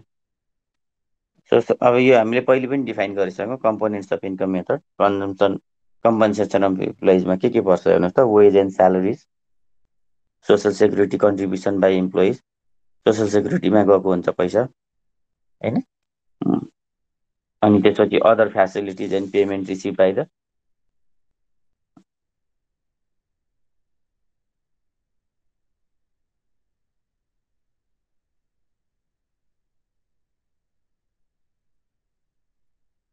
Cash dividend or the right share डिभिडेन्डहरू हुन्छ होइन त्यसमा अझै सब हेडिङ्सहरूमा हामी यहाँ डिस्कस गर्दैनौँ खालि अलिकति चाहिँ प्राइमरी लेभल अफ इन्फर्मेसन मात्रै दिउँ हामी अब यो अपरेटिङ सरप्लस त्यसपछि mixed income of self employed मैले भनिसकेँ सेल्फ इम्प्लोइड पिपुल होइन इन्फर्मल सेक्टर्सहरूमा भएको रेकर्डेड नभएको ट्युसन टिचर्सहरू पोर्टरहरू होइन सेल्फ ओन्ड तपाईँको फ्याक्ट्रिजहरू जस्तै तपाईँको घरमै फ्याक्ट्री छ तपाईँले घरमा चाहिँ त्यसको रेन्ट प्रोभिजन राख्नु भएको छैन त्यस्तो हुनसक्छ त्यस्तो इन्कमहरूलाई चाहिँ हामी के भन्छौँ त mixed income of self employed त्यो हेडिङ एड गर्नु पर्यो अनि डेप्रिसिएसन त भइहाल्यो it is the consumption cost of fix capital and net factor income from abroad receive minus payment so यो क्यालकुलेसन पछि हामी नेसनल इन्कम पाउँछौँ माथि हामीले calculate national NNPFC NI NI is our national income. So compensation of employees plus operating surplus plus mixed income plus depreciation, GDPFC. So if we calculate GDP from income side, we can get GDP at factor cost. But if we calculate GDP from the expenditure side, we can get GDP MP.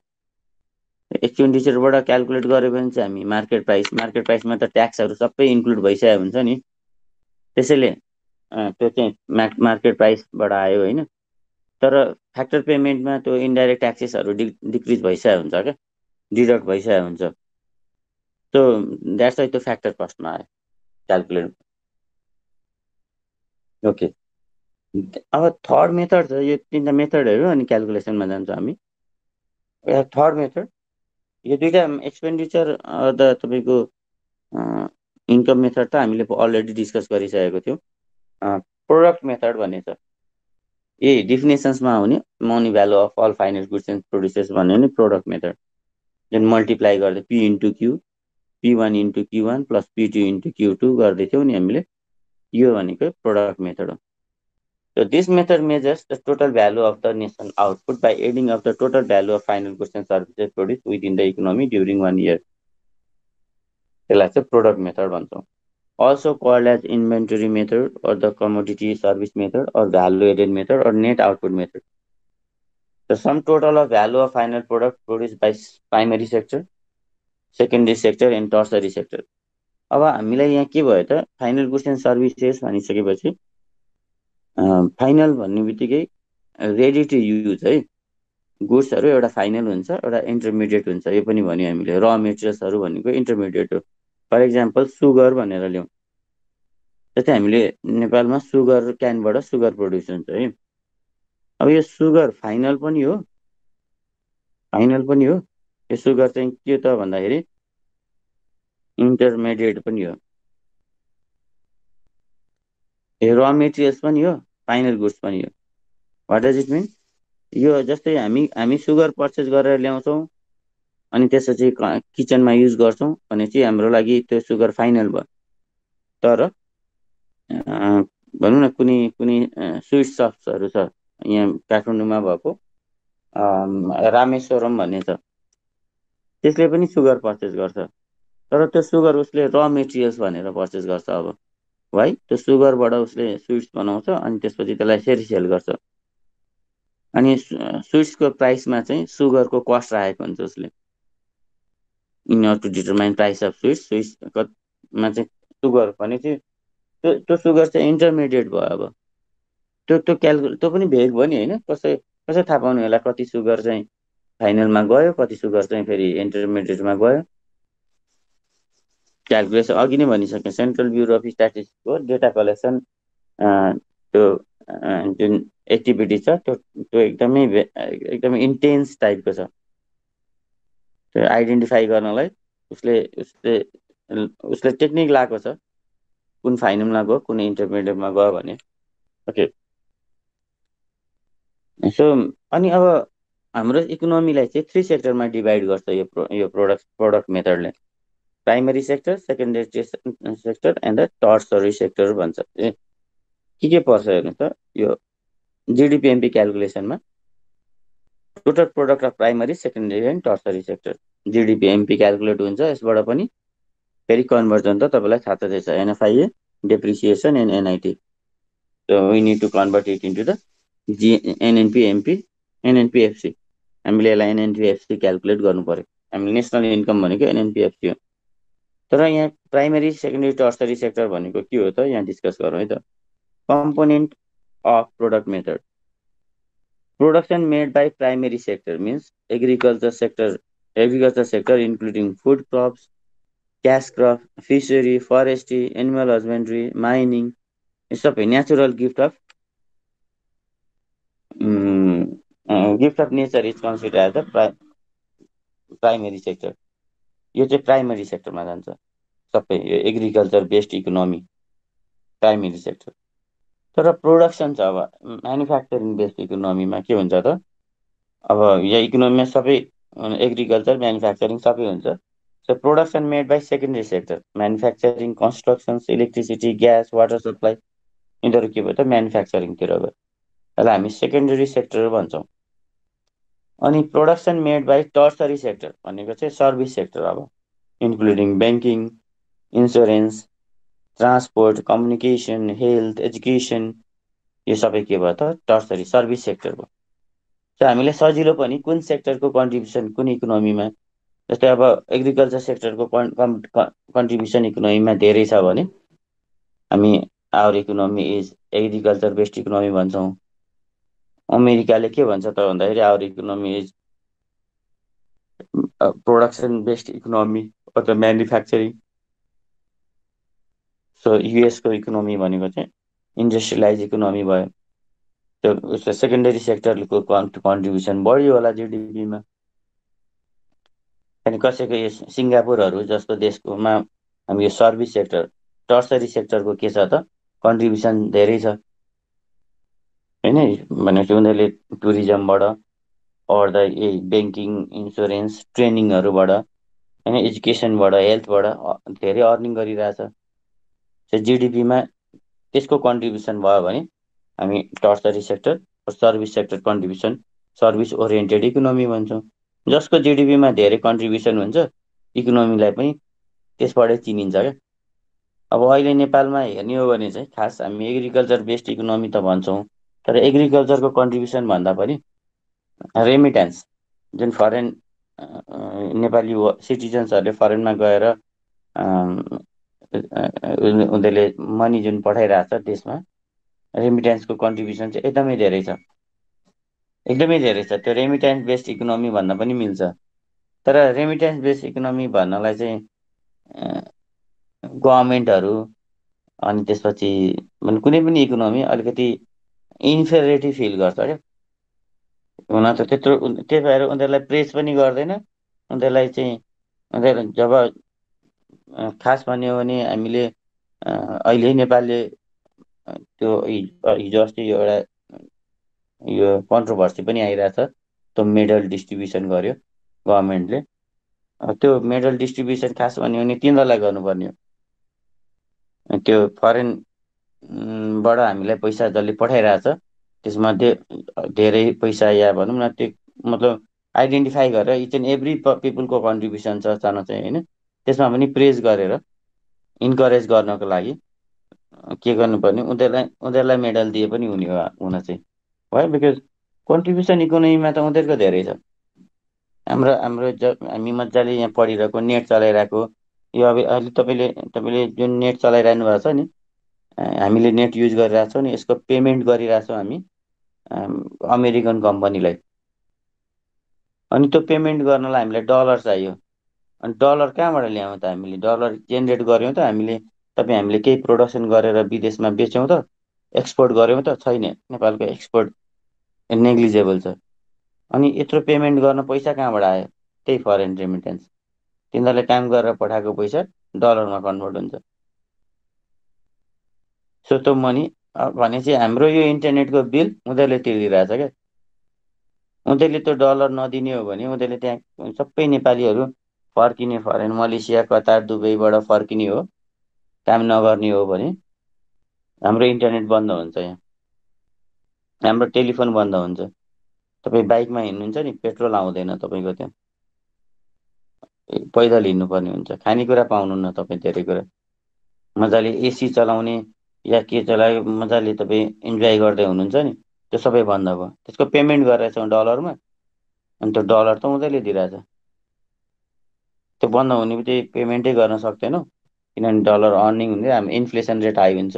Conversion $1 equivalent to 120 rupees छ भने अब त्यो 200 पनि पुग्छ। करेन्सीको value घट्छ, तपाईँसँग foreign deposit हुँदैन, security हुँदैन। Security either gold or dollar चाहिन्छ। तिनीहरूले पठाएको डलरको बेसिसमा पैसा इनरोल भएको इकोनोमीमा डलरै छैन तपाईँसँग, एन्ड देन आफ्टर गोल्डै छैन भने इकोनोमी त कोल्याप्स गर्छ। त्यसैले हाम्रोमा चाहिँ अलिकति एउटा एउटा ब्याड ट्रेन्ड भन्छौँ क्या हामी, जो चाहिँ त्यही वैदेशिक रोजगार भन्छौँ नि हामी, तिनीहरू गइरहेछ नि, यो त मलेसिया गएको, यो त वर्कर हो, लेबर हो भनेर अलिकति उसलाई हामी ट्रिट गर्दाखेरि सेकेन्ड ग्रेडको पिपुल भनेर, यस्तो छ यस्तो यो छ भनेर, अलिकति पुवर छ यो भनेर हामी ट्रिट गरेर हुन्छौँ। तर एक्चुअली हामी खास भन्यो भने हाम्रो कन्ट्रिब्युसन, हामी चाहिँ भनौँ न, मेरो मेरो प्यारेन्ट्स, मेरो बुवा चाहिँ सरकारी जागिरी हुनुहुन्छ, अनि मजाले भन्सारमा हुनुहुन्छ। उहाँले त्यो भन्सारबाट under the table, above the table मजाले पैसा कमाएर मलाई इन्जोय, घरमा फर्च्युनर गाडी छ। हामी चाहिँ ओहो, हामी चाहिँ धनी, हाम्रो कन्ट्रिब्युसन हामी चाहिँ अर्न गरेका छौँ भनेर हामी प्राउड गरेर हुन्छौँ क्या। हामी डेमोन्स्ट्रेट गरेर हुन्छौँ, देखाइरहेको हुन्छौँ how much rich I am भनेर। कन्ट्रिब्युसन केही होइन त्यो। फेरि तपाईँलाई त्यो सबै चढ्नको लागि, गर्नको लागि त्यहाँ 50 डिग्री सेल्सियसमा जुन काम गरिरहेछ त्यो, त्यसले काम गरिरहेछ र तपाईँलाई के गरिरहेछ त इकोनोमीमा पैसा पठाइरहेछ। त्यसले गर्दा तपाईँ सस्टेन हुनुभएको छ। त्यो कोल्याप्स हुने बित्तिकै तपाईँको त फर्च्युनर सबै गायब हुन्छ, तपाईँ रोडमा आउनुभयो। कन्सम्सनले त सिकेको हुन्छ, काम गर्ने ह्याबिट हुन्छ, त्यो चाहिँ सर्भाइभ गर्ला। तपाईँको त काम गर्ने ह्याबिट हुँदैन, तपाईँ सर्भाइभ गर्न तपाईँलाई स्ट्रगल गर्नुपर्ने हुन्छ त्यतिखेर। त्यसैले हामीले प्रेज गर्नुपर्ने, पछि हामी रेकमेन्डेसनमा जान्छौँ, त्यो भन्छौँ इकोनोमीले चाहिँ प्रेज गर्नुपर्ने। हामी फरेन जुन हाम्रो वर्करहरू छ, हाम्रो सिटिजन्सहरू, फरेनमा जाने वर्करहरू चाहिँ त्यसलाई स्किल्ड बनाऊ, जुन पठाइरहेछौँ त्यसलाई ट्रेनिङ दिएर कन्ट्रीले तपाईँ रेकमेन्ड गर्नुहुन्छ क्या। As a student of economics के रेकमेन्ड गर्छस् भनेर सोध्यो नि त। अब त्यो बाहिर जानेलाई पनि हामी ट्रेनिङ दिएर पठाउँ न त, राम्रो उसलाई उसको नलेज दिएर पठाउँ, so that he can generate more money, your she can generate more money. अनि त्यसको लागि कन्ट्रीले, गभर्मेन्ट स्पोन्सर ट्रेनिङहरू दिउँ। उसले ट्रेनिङ लिन पैसा खर्च गर्न सक्दैन होला सुरुमा, यसलाई गभर्मेन्टले नै सिकाइदिउँ, भोकेसनल सब्जेक्ट भोकेसनल ट्रेनिङहरू दिउँ होइन। यसलाई कुकिङ सिकाइदिउँ, उसलाई इलेक्ट्रिसिटीको या प्लम्बिङको केमा जाँदैछ हो, बेसिक नलेजहरू दिउँ, धेरै धेरै कुराको नलेज दिउँ उसलाई। अब उहाँ स्किल्ड भएर गएपछि त अभियसली पेमेन्ट पनि, स्यालेरी पनि धेरै पाउँछ उसले, अनि स्किल भइसकेपछि अपर्च्युनिटी पनि धेरै हुन्छ उसँग, बार्गेनिङ पावर पनि धेरै हुन्छ स्किल्ड वर्करको होइन। अनि तपाईँ त्यो रेकमेन्डेसनमा जानुहुन्छ क्या फेरि अब, so that economy can generate more money भनेर, अनि त्यस्तो ठाउँमा इन्भेस्ट हुनु पर्यो। ओके, न अब यहाँनिर के छ, यो जब प्रोडक्सन अघि भने नि हामीले final goods and services, primary sector, secondary sector and tertiary सेक्टरको एउटा प्रब्लम तपाईँलाई डिस्कस गर्छ। एउटा क्वेसन, फ्रिक्वेन्टली आस्क्ड क्वेसन छ यो problem of double counting. In fact यो प्रोडक्ट मेथडमा अझै बढी देखिन्छ। यो हुन त एक्सपेन्डिचर इन्कम मेथडमा पनि हुन्छ त्यो। यो एउटै मनी चाहिँ दुई तिनचोटि काउन्ट भएको, अनि त्यसले दुई तिनवटा साइकलहरू त्यो त्यो दुई तिन ठाउँमा एपियर हुन्छ क्या त्यो। अनि त्यो सेम अमाउन्ट चाहिँ दुईतिर एपियर भएर त्यसलाई दुईचोटि जोडियो भने त डबल काउन्टिङ भयो होइन। त्यसलाई एलिमिनेट गर्नलाई हेडिङ्सहरू थाहा पाउनु पऱ्यो नि। यो अमाउन्ट चाहिँ यहाँ पनि एपियर हुन्छ र अर्को साइडमा पनि एपियर हुन्छ भन्ने थाहा पाउनु पऱ्यो है। तपाईँले रिसिभ गरेको चाहिँ जस्तै मैले एक एकलाई 50,000 दिएँ भने 50,000 मात्रै हो नि उसले पाएको। तर उसको के देखिन्छ त 50,000को उसको इन्कम चाहिँ 50,000 ब्याङ्कमा राख्यो भने ब्याङ्कको सेभिङ्स पनि 50,000 देखिन्छ। अनि त्यही एकाडेमिक इयरमा चाहिँ या भनौँ न ड्युरेसन अफ 1 इयरमा त्यो 50,000 अर्को हेडिङतिर पनि देखिन्छ क्या। त्यो आइडेन्टिफाई गर्नुपर्ने हुन्छ। त्यसले ओभर इस्टिमेसन हुनसक्छ। यहाँ लेखेको छौँ, while calculating NI from product method, specially product मेथडमा है, अरूमा पनि हुन्छ तर प्रोडक्ट मेथडमा the value of intermediate goods and service may be included 2 or more times. Intermediate goods हो र सर्भिसेसको value 2 or more times include हुनसक्छ। It is called as the problem of double counting. If the value of intermediate goods is included in NI accounting, the problem of double counting will crop up. The double counting leads to overestimation of national income. अब यो double counting identify गरेन भने त national income त धेरै देखिन्छ। ओहो economy त कति ठुलो रहेछ भन्ने हुन्छ on the basis of GDP. तर एउटैलाई तपाईँले एकदम सजिलो क्या, त्यो 1000को नोट लिएर त्यसलाई एउटा फोल्ड गर्नुभयो र गर्न थाल्नुभयो। 50वटा 1000को नोट लिनुभयो, फोल्ड गर्नुभयो, 1 फोल्ड गर्नुभयो अनि गर्न थाल्नुभयो, त्यहाँ त 100वटा हुन्छ। 1 लाख पो रहेछ मसँग भन्न मिल्छ र मिल्दैन? त्यो त फोल्ड गर्नुभएको छ, त्यहाँ त दुईचोटि काउन्ट गर्नुभयो एउटालाई। त क्यास 50,000 हो तपाईँसँग, हुनु पर्थ्यो 50,000, तर फोल्ड गरेर काउन्ट गर्दा के भयो त 100चोटि काउन्ट भयो नि, 100वटा पेपर काउन्ट भयो नि। अनि तपाईँलाई के भयो त मसित 100वटा भयो, यो त 1 लाख रुपियाँ छ भन्न मिलेन। त्यो तपाईँसँग हुन चाहिँ 50,000 हो। प्रब्लम अफ डबल, यहाँ इकोनोमीमा पनि त्यस्तो हुन्छ यो डबल काउन्टिङको। So double counting leads to over estimation of national income. So there are 2 methods of avoiding problem of double counting. यो डबल काउन्टिङ नहोस् भन्नको लागि दुईवटा मेथड छ। एउटा चाहिँ फाइनल प्रोडक्ट मेथड, जुन माथि डेफिनेसनमा भन्यो त्यो फाइनल प्रोडक्ट मेथड हो भने। अर्को चाहिँ value added method, other one is value add method. एउटा चाहिँ फाइनल प्रोडक्ट मेथड, एउटा चाहिँ value add method. Final goods or services produce inside a territory nation, final product method. त्यो फाइनल गुड्स मात्रै आइडेन्टिफाई गर्नुहोस्, इन्टरमिडिएट नलिनु। यो अलिक टफ हुन्छ जब यो फाइनल गुड्स चाहिँ। Only the value of final consumption goods in should be calculated in NI. The value of intermediate goods are neglected while calculating NI. Intermediate गुड्सको भ्यालुलाई हामी नेग्लेक्ट गरिदिन्छौँ भ्यालु एडेड मेथडमा, सरी फाइनल प्रोडक्ट मेथडमा। र मेटेरियल्सहरू, अब त्यो र मेटेरियल्स अघि सुगरकैमा प्रब्लम भयो। अब सुगर कति कन्ज्युमरले पर्चेस गर्यो, कति प्रड्युसरले पर्चेस गर्यो, को चाहिँ प्रड्युसर हो को चाहिँ कन्ज्युमर हो थाहा पाउन गाह्रो हुन्छ नि त। अनि के गरिन्छ त भ्यालु एडेड मेथड गरिन्छ। त्यो भनेको चाहिँ के हो भने value added is the value of output of a firm minus all input that it buys from other firm. भनेपछि जस्तै तपाईँले कुनै प्रोडक्ट प्रड्युस गर्नुभयो, लेट्स सपोज तपाईँले एउटा मोबाइल प्रिपेयर गर्नुभएको थियो and the price of mobile is 50,000।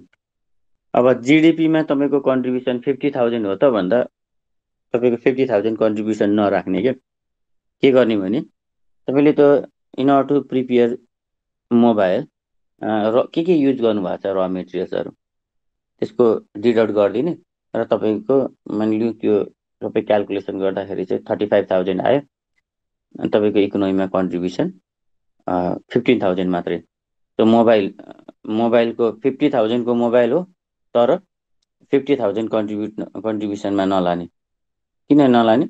Because तपाईँको इन्टरमिडिएट गुड्सको कस्ट हामीले घटाइदियौँ। इन्टरमिडिएटकै पार्ट हो त्यो, त्यहाँनिर नै क्यालकुलेट गर्ने क्या त्यसको। भनेपछि अघि सुगरको कुरा गरेको थियौँ नि, रामेश्वरमले सुगर पर्चेस गरेर लग्यो अनि स्विट्स बनायो, अनि स्विट्सको प्राइस चाहिँ 50 रुपिज राख्यो। अनि जिडिपीमा 50 रुपिज इन्क्लुड गर्ने त भन्दा होइन, मानिलिउँ रामेश्वरमले त्यो 50 रुपिजले चाहिँ 100 केजी स्विट्स यसपालि सेल गरेछ। अनि 100 इन्टु 50 रुपिज भनेर भन्ने, 50 रुपिज पर पिस, अब पिस चाहिँ अब भनौँ न उसँग 10,000 पिस उसले सेल गर्यो, अनि पर पिस 50 रुपिज छ। अब 10,000 इन्टु 50 गर्ने त मार्केट प्राइसले त त्यही सजेस्ट गरे त्यो price into quantity.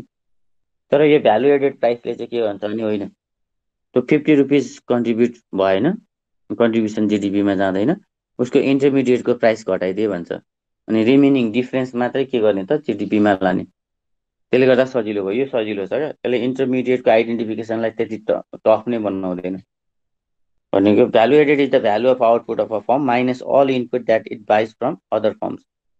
So NI is the sum total of the value added by different producing units in their production process. के गरिन्छ भने net value added value of output minus cost of intermediate goods.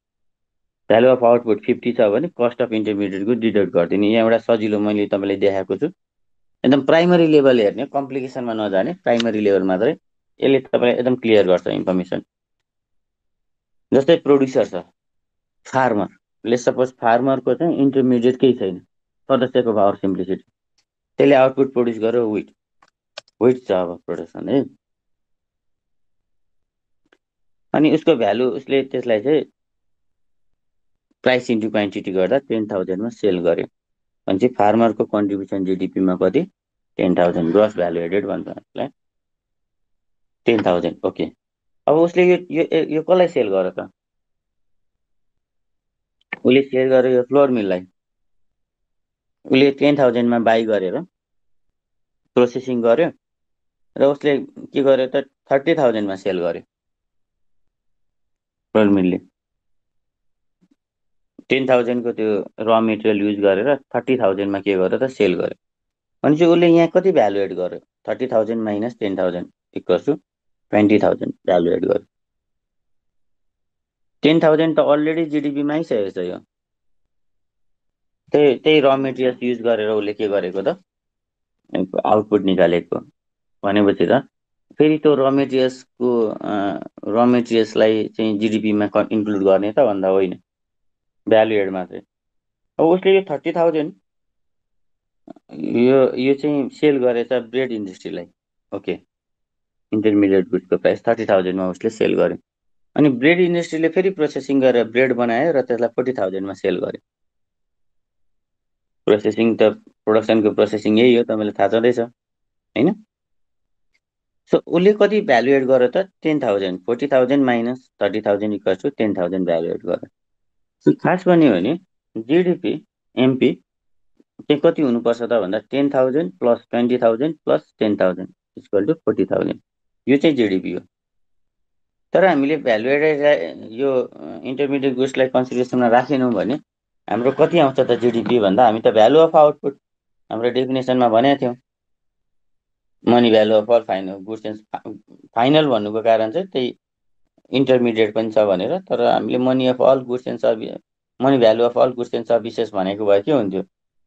हाम्रो 80,000 के हुन्थ्यो? GDP. यो over estimation of GDP, यो त double भयो, जिडिपी ओभर इस्टिमेसन देखियो क्या। त्यसैले हामीले गर्नु पर्यो के त भन्दाखेरि value of output minus cost of intermediate goods गर्दा यो 80,000 माइनस 40,000 इक्वल्स टु 40,000 गर्दा पनि हुन्छ। हामीले यहाँ क्यालकुलेसन गरेर देखाएको छौँ। जस्तै from the above table the final product produce is bread worth rupees 40,000। कि तपाईँ फाइनल प्रोडक्टबाट जाउँ होइन? हामीले दुईवटा मेथड थियो नि त, एउटा फाइनल प्रोडक्ट मेथड अन्त एउटा भ्यालु एडेड मेथड। अब फाइनल प्रोडक्ट मेथडबाट गर्दा पनि हुन्छ। फाइनल इज 40,000, यो दुईवटा जिडिपीमा कन्ट्रिब्युसन नलगाउँ, यसको यिनीहरूको कुनै पनि छैन अहिले भनौँ, किन त त्यसलाई युज गरेर फाइनल प्रोडक्ट ब्रेड बनाएछ।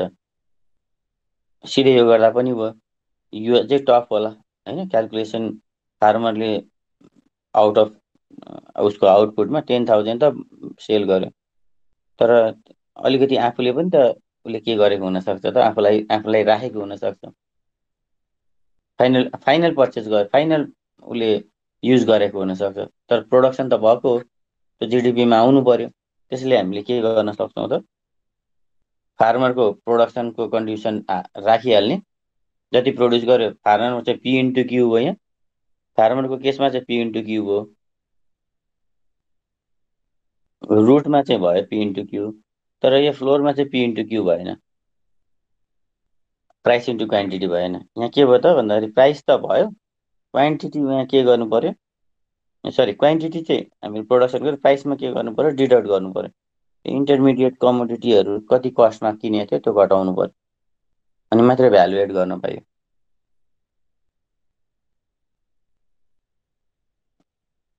सो यहाँ लेखेको छौँ, the final product produce is bread worth ₹40,000, that is NI from final product method is 40,000।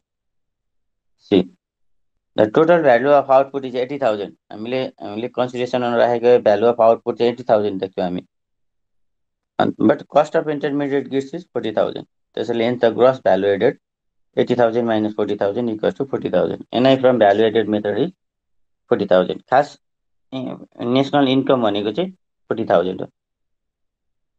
So NI from product method with double counting 80,000, NI after avoiding double counting actual NI चाहिँ कति हो 40,000, हुनुपर्ने चाहिँ 40,000 हो। So हामीले there is problem of double counting. Sometimes question may ask why we use value added method to calculate national income भनेर सोध्छ एउटा स्टोरी बनाएर। So there is a problem of double counting. Sometimes we can count that intermediate goods in national income. So in order to avoid this problem of double counting, हामी value add मात्रै के गर्ने, calculate गर्ने। त्यो सिबिएसले गर्छ भनेपछि जस्तै भनौँ न, हुलास वायरले चाहिँ दिस मच अफ वायर हामीले सेल गऱ्यौँ यति भ्यालुको, यसपालि चाहिँ हामीले 100 करोडको वायर सेल गऱ्यौँ भन्यो भने उसले 100 करोड भनेको 1 अर्ब रुपियाँ हुन्छ। ए हुलास वायरको जिडिपीमा 1 अर्ब कन्ट्रिब्युसन भनेर लेख्दैन क्या, उसले के गर्छ भने तपाईँले इन्टरमिडिएट कमोडिटीहरूको कस्ट भन्नुहोस् भन्छ, अनि in order to prepare wire उसले त अब त्यहाँनिर इन्टरमिडिएट र मेटेरियल्सहरू पर्चेस गरे हुन्छ नि त, अनि त्यो सबै डिडक्ट गरिसकेपछि कति रिमेनिङ भयो त, भ्यालु एड गरे, भ्यालु एडेड अभियसली तपाईँले बुझिहाल्नुभयो, चाइनाबाट मैले किनेर ल्याएँ, त्यसलाई भ्यालु एड गरेँ बेचेँ, भने चाहिँ मैले बेचेको फुल फेजमा होइन कि भ्यालु एड गरेको मात्रै। ट्याक्स भ्यालु एडेड ट्याक्स पनि यही कन्सेप्ट हो, तपाईँले कति भ्यालु एड गर्नुभयो त्यसमा ट्याक्स पे गर्ने भन्ने हो। सुरुमा ट्याक्स लिने एउटा, अनि त्यसपछि भ्यालु एडेड ट्याक्स भ्याट भन्छौँ नि हामी, त्यो चाहिँ भ्यालु एड गरेपछिको। मैले तपाईँलाई दिएँ 100 रुपिजमा, तपाईँले 110मा सेल गर्नुभयो भने तपाईँ 10 रुपिजको मात्रै ट्याक्स दिनुहोस् भन्छ क्या, भ्यालु एडेड ट्याक्स के हो, भ्यालु एड गरेको। त्यसलाई हामी यो भ्यालु एडेड, यो these are consider as the methods to measure national income है। सो अब हेर्नुहोस् त, म एउटा एक दुईवटा तपाईँलाई इक्जाम्पल दिएर अगाडि नै छोड्छु, अब 2-3 मिनटमा छोड्छु तपाईँलाई म। हुन त हामीलाई अलिकति प्रेसर छ है यो कोर्स कम्प्लिसनको, बिकज अलिकति यो सेमिस्टर सिङ्क भएको छ, अनि तपाईँहरूलाई साँच्ची यो हुन त कलेजले मलाई म्यानुअल एटेन्डेन्स अहिले म रेकर्ड राख्छु, बट एलएमएस लगइन गरेर नै आउनु होला क्लासरुममा है, अदरवाइज एटेन्डेन्स हुँदैन। अनि 80% एटेन्डेन्स पुगेन भने, तर जस्तै कुनै साथीले तपाईँलाई लिङ्क पठाइदियो, अनि तपाईँले मेसेन्जरमा लिङ्क आयो अनि लिङ्क क्लिक गर्नुभयो, आउनुभयो अहिले, या कुनै साथीले तपाईँले क्यालेन्डरबाट लिङ्क क्लिक गर्नुभयो, आउनुभयो होइन, त्यसरी पनि जोइन गर्न सकिन्छ।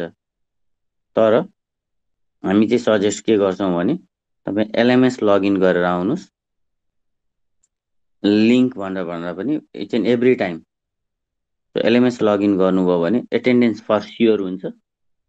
एलएमएस लगइनमा एउटा त्यो प्रब्लम रहेछ क्या। हुन त एलएमएस लगइन जहाँबाट आए पनि एटेन्डेन्स हुनु पर्थ्यो, सिस्टमले त त्यो लिनु पर्थ्यो। बट यो आई डोन्ट नो यो प्रब्लम के हो, यो आइटीको प्रोफेसनलहरूले थाहा पाउँछ। तर कलेजले चाहिँ के रिक्वेस्ट गराएको छ भने स्टुडेन्ट्सलाई एलएमएस लगइनबाटै आउन भन्नुहोस्, अदरवाइज एटेन्डेन्स हुँदैन। अनि एटेन्डेन्स सर म थिएँ क्लासमा, मैले त क्लास लिएको हो, तर मेरो एटेन्डेन्स आएन, सिस्टमको एरर हो, म त यति 80% पुगेको छु भने एक्सक्युजेसहरू पछि म मान्दिनँ भन्दैछ कलेजले। स्टुडेन्टले भन्ला सर म थिएँ, सरलाई सोध्नु न सर म इच एन्ड एभ्री क्लास लिएको छु। मान्नु न अहिले एकीकृतकै एक्जाम्पल लिउँ, भोलि एकीकृतको एटेन्डेन्स पुगेन, अब यहाँ तपाईँ थुप्रै स्टुडेन्ट्सहरू रेगुलर हुनुहुन्छ मेरोमा, सर हजुरलाई हजुर नै भन्नु त म रेगुलर थिइनँ भनेर मलाई सोध्नुहुन्छ, म त रेगुलर थियो भन्छु, तर उहाँ कलेजले भन्छ होइन तपाईँ तेरो एटेन्डेन्स पुगेन भन्छ। अनि उसले के भन्छ भने हाम्रो चाहिँ हुन्छ भन्दैछ क्या, टिचरले फ्याकल्टीले भनेको मान्दिनँ भन्दैछ। फ्याकल्टीले भनेको मान्दिनँ भनिसकेपछि त अब मलाई म त मेरो स्टुडेन्ट त थियो भन्छु, तर एटेन्डेन्स म्यानुअल अब सिस्टममा आइसकेपछि म्यानुअली रेकर्ड राख्दिनँ भन्छ उसले। फेरि मैले रेकर्ड म्यानुअली दिएँ भने पनि फेरि त्यो इन्ट्री कसले गरिरहन्छ भन्छ क्या। मलाई त सिस्टम बनाइदिइसकेपछि म तपाईँले दिएको म्यानुअल एटेन्डेन्सको भोलि फिजिकल क्लासमा आएर म्यानुअल लिनुभयो भने ठिक छ, अनलाइन क्लासको म्यानुअल एटेन्डेन्स सिटलाई इन्ट्री कसले गर्छ फेरि, अब इन्ट्री त गर्नु पर्यो। अब इन्ट्री त्यही म्यानुअल गर्नु नपरोस् भनेर सिस्टम बनाएको हो। इन्फर्मेसन टेक्नोलोजीको काम नै म्यानुअल एक्टिभिटिजलाई इलिमिनेट गर्नलाई।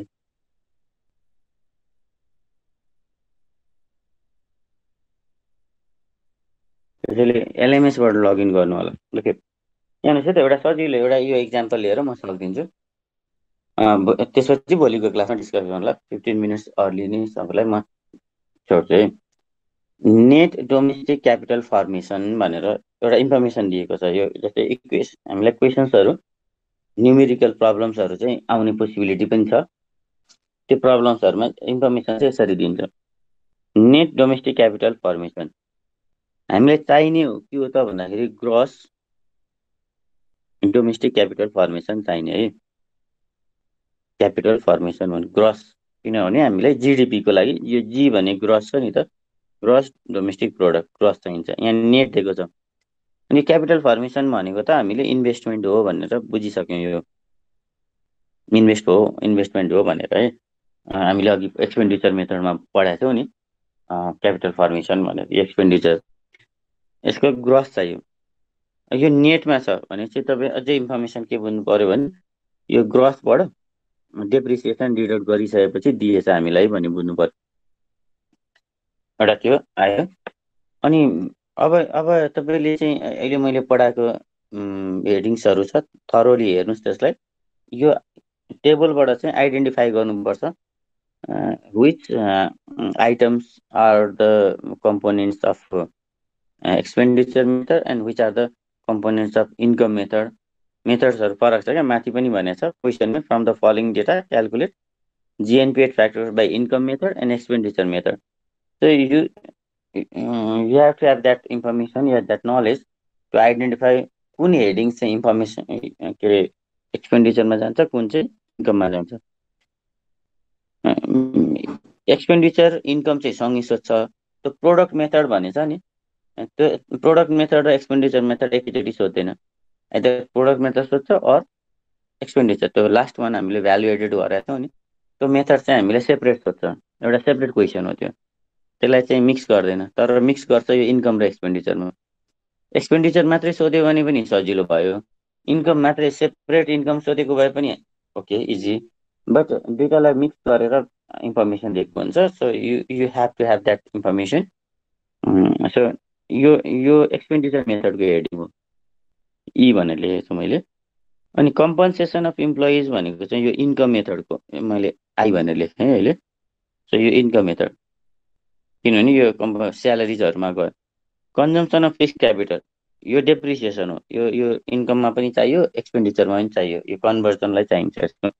कन्भर्जनलाई तीनटा कुरा चाहिन्छ, याद गर्नु है। कुनै पनि मेथड होस्, कन्भर्जनलाई चाहिन्छ NFIA, net factor income from abroad, net indirect taxes, and then after depreciation. त्यो चाहिँ कन्भर्जनलाई, त्यो either expenditure method, income method or the product method, कुनै पनि मेथडलाई कन्भर्जन चाहिन्छ। त्यो कन्भर्जनको लागि भयो depreciation. Government final consumption expenditure, यहाँ एक्सपेन्डिचरै भनिरहेछ, यो के भयो त? Expenditure method G, C plus I plus G plus X minus M, C plus I plus G plus X minus M. माथिको आई भयो नेट डोमेस्टिक क्यापिटल फर्मेसन, अर्को जी गभर्मेन्ट फाइनल एक्सपेन्डिचर, अनि त्यसपछि प्राइभेट फाइनल कन्जम्सन एक्सपेन्डिचर, यो C, यो पनि expenditure आइसक्यो होइन। एक्सपेन्डिचरको तीनटा हेडिङ आइसक्यो। अब एक्सपोर्ट इम्पोर्टको इन्फर्मेसन चाहियो छ त। रेन्ट भनेको आई, यता इन्कम साइडबाट आयो। Dividend, okay. अब यहाँ के दियो? डिभिडेन्ड भनेर दियो। अनि चाहिँ प्रफिट भनेर डिरेक्टली नदिएर प्रफिटको सब हेडिङमा पनि दिन सक्छ। प्रफिटको सब हेडिङ हो डिभिडेन्ड भनेको। अघि हामीले पढाएको थियौँ, dividend, unlisted profit, corporate income tax, अन्त प्रोप्राइटर्स नेट इन्कम, यो सबै हामीले प्रफिटको सब हेडिङमा डिस्कस गरेको थियौँ। डिभिडेन्ड छ, यो प्रफिट इन्कम मेथडमा जान्छ, प्रफिट साइडमा। डिभिडेन्डमा के एड गर्नु पर्यो? अरू हेडिङहरू एड गर्नु पर्यो है प्रफिट निकाल्न। इन्ट्रेस्ट पनि इन्कम मेथडमा गयो, ठिक छ। तर नेट एक्सपोर्ट हेर्नुहोस् त, यो एक्सपेन्डिचर मेथड, ओके। एक्सपेन्डिचर मेथडको लागि चाहिँ हेडिङ पुग्यो चारवटा, C plus I plus X minus M, अरू खोजिरहनु परेन। सी पनि छ, आई पनि छ, जी पनि छ, X minus M. Net export भने चाहिँ एक्स माइनस एम गरिसकेको भ्यालु माइनस 100, भने चाहिँ एम ठुलो रहेछ, एक्स सानो रहेछ भने पनि बुझ्यो। इम्पोर्ट चाहिँ धेरै रहेछ, एक्सपोर्ट चाहिँ कम रहेछ। अब अनलिस्टेड प्रफिट भन्ने हेडिङ चाहिँ त्यही अघि प्रफिटको डिभिडेन्ड, अनलिस्टेड प्रफिट दुईटा भेटियो, अझै दुईटा बाँकी छ। चारवटा हेडिङ छ सब हेडिङ प्रफिटको, okay. Net factor income from abroad कन्भर्जनको लागि, ओके। एनएफआइए -50 भनेको चाहिँ इन्कम टु एब्रोड चाहिँ धेरै रहेछ, माइनस पार्ट चाहिँ धेरै रहेछ। अनि net indirect taxes minus subsidy, okay, यो पनि दिएको छ 150, यो पनि कन्भर्जन। यो भ्यालु म सर्कल गरौँ, जस्तै this one and depreciation this 100, यो तिनवटा चाहिँ कन्भर्जनको लागि भयो, कन्भर्ट गर्नको लागि है। अनि ग्रस, नेटलाई ग्रसमा, ग्रसलाई नेटमा कन्भर्जनको लागि माइनस प्लस गर्नु पर्यो। अनि अरू भ्यालुहरू चाहिँ के भयो त? अब इन्कम मेथड र एक्सपेन्डिचर मेथडबाट जिडिपी क्यालकुलेसन। अब इन्ट्रेस्टिङ के छ भने, जस्तै प्रफिटको दुईटा मात्रै हामीले आइटम्स या भनौँ न पर्टिकुलरमा भेट्यौँ। प्रफिट भनेर छैन, अनि इन्स्टेड अफ प्रफिट डिभिडेन्ड र अनलिस्टेड प्रफिट मात्रै छ। डिभिडेन्ड भन्ने छ यहाँनिर होइन, dividend plus distributed profit, okay, यो दुईटा छ। अब हुनुपर्दा चारवटा हेडिङ, 4 हेडिङ छ प्रफिटको, छैन। अनि यतिले इन्फर्मेसन कम्प्लिट हुन्छ त भन्दा सब हेडिङ्सको केसमा बुझ्नुहोस् ल, म यहाँ के भन्दैछु। सब हेडिङ्सको केसमा चाहिँ सबै इन्फर्मेसन हुनुपर्छ जरुरी छैन, no necessary. What I mean to say, if there is no any information about profit भन्ने नै छ, यो डिभिडेन्डहरू केही पनि छैन, न अनलिस्टेड प्रफिट, डिभिडेन्ड, कुनै पनि हेडिङमा प्रफिट क्यालकुलेटै गर्न सकिने सिचुएसन छैन भने तपाईँ सिधै एन्सरमा लेख्नुहुन्छ there is no enough information to calculate GDP from income method. कुन केसमा? प्रफिट भन्ने हेडिङ नै, प्रफिटको केही पनि छैन, निकाल्ने कुनै सम्भावना छैन। रेन्ट पनि क्यालकुलेट गर्न सक्ने पोसिबिलिटी छैन, इन्फर्मेसनै छैन त्यहाँ डेटामा। या तपाईँको कम्पन्सेसन अफ इम्प्लोइज भन्ने नै छैन, केही पनि छैन। या तपाईँको अर्को हाम्रो के थियो, इन्ट्रेस्ट भन्ने नै छैन। यो चारवटा मेन हेडिङ चाहिँ छैन, इन्फर्मेसन छैन क्या टेबलमा। कहिले काहीँ हुन्छ इन्फर्मेसनै छैन भने तपाईँ के भनिदिनुहोस् भने you cannot calculate national income from income method because there is no sufficient information, त्यति लेखिदिनुहोस्। एन्सर भयो। 5 मार्क्सको क्वेसन थियो, 4 मार्क्सको क्वेसन थियो, तपाईँले यो 2 लाइन लेखिदिनुभयो 4 मार्क्स आउँछ। तर तपाईँ राइट हुनु पर्यो है त्यतिखेर। तर प्रफिटको यो रेन्टको केसै भएन, रेन्ट त एउटै हेडिङ छ, इन्ट्रेस्टको एउटै हेडिङ छ, कन्सर्न इम्प्लोइज पनि एउटै हेडिङ भयो। मेन प्रब्लम हुन्छ प्रफिटमा, प्रफिटको सब हेडिङ्स चाहिँ हुनसक्छ। फर इक्जाम्पल यो केसमा प्रफिटको सब हेडिङ डिभिडेन्ड र अनडिस्ट्रिब्युटेड प्रफिट छ, जबकि अरू दुईवटा चाहिँ छैन। फेरि नो म्याटर, केही पनि फरक परेन। You can use dividend and undistributed profit as a profit, त्यसलाई एड गर्नुभयो भने अनि तपाईँ अगाडि क्यालकुलेट गर्न सक्नुहुन्छ। हेर्नुहोस् त हामीले के गरेको थियौँ, यसको सोल्युसनै गरेको छ हामीले।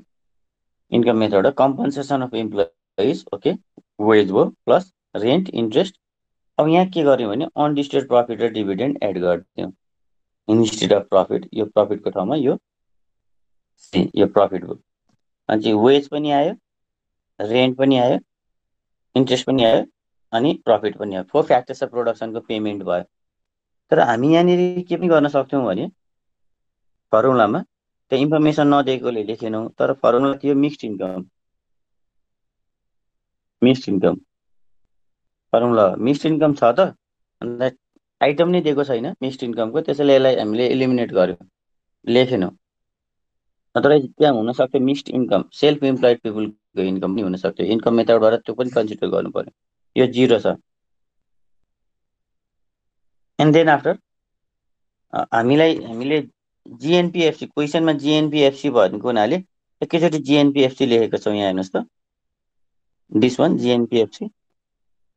सो जिएनपिएफसीको लागि हामीले जोड्यौँ यहाँनिर net factor income from average plus depreciation. यो नेट फ्याक्टर फ्रम इन्कम यहाँ एड नगरेको यो हुन्थ्यो जिडिपिएमपी, सरी जिडिपिएफसी।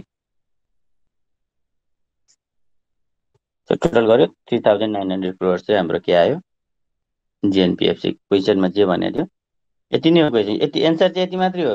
माथिको यत्रो क्वेसन सार्नु पर्दैन होइन त। 4 मार्क्समा यति सक्यो, यति लेखिदिनु भयो सक्यो।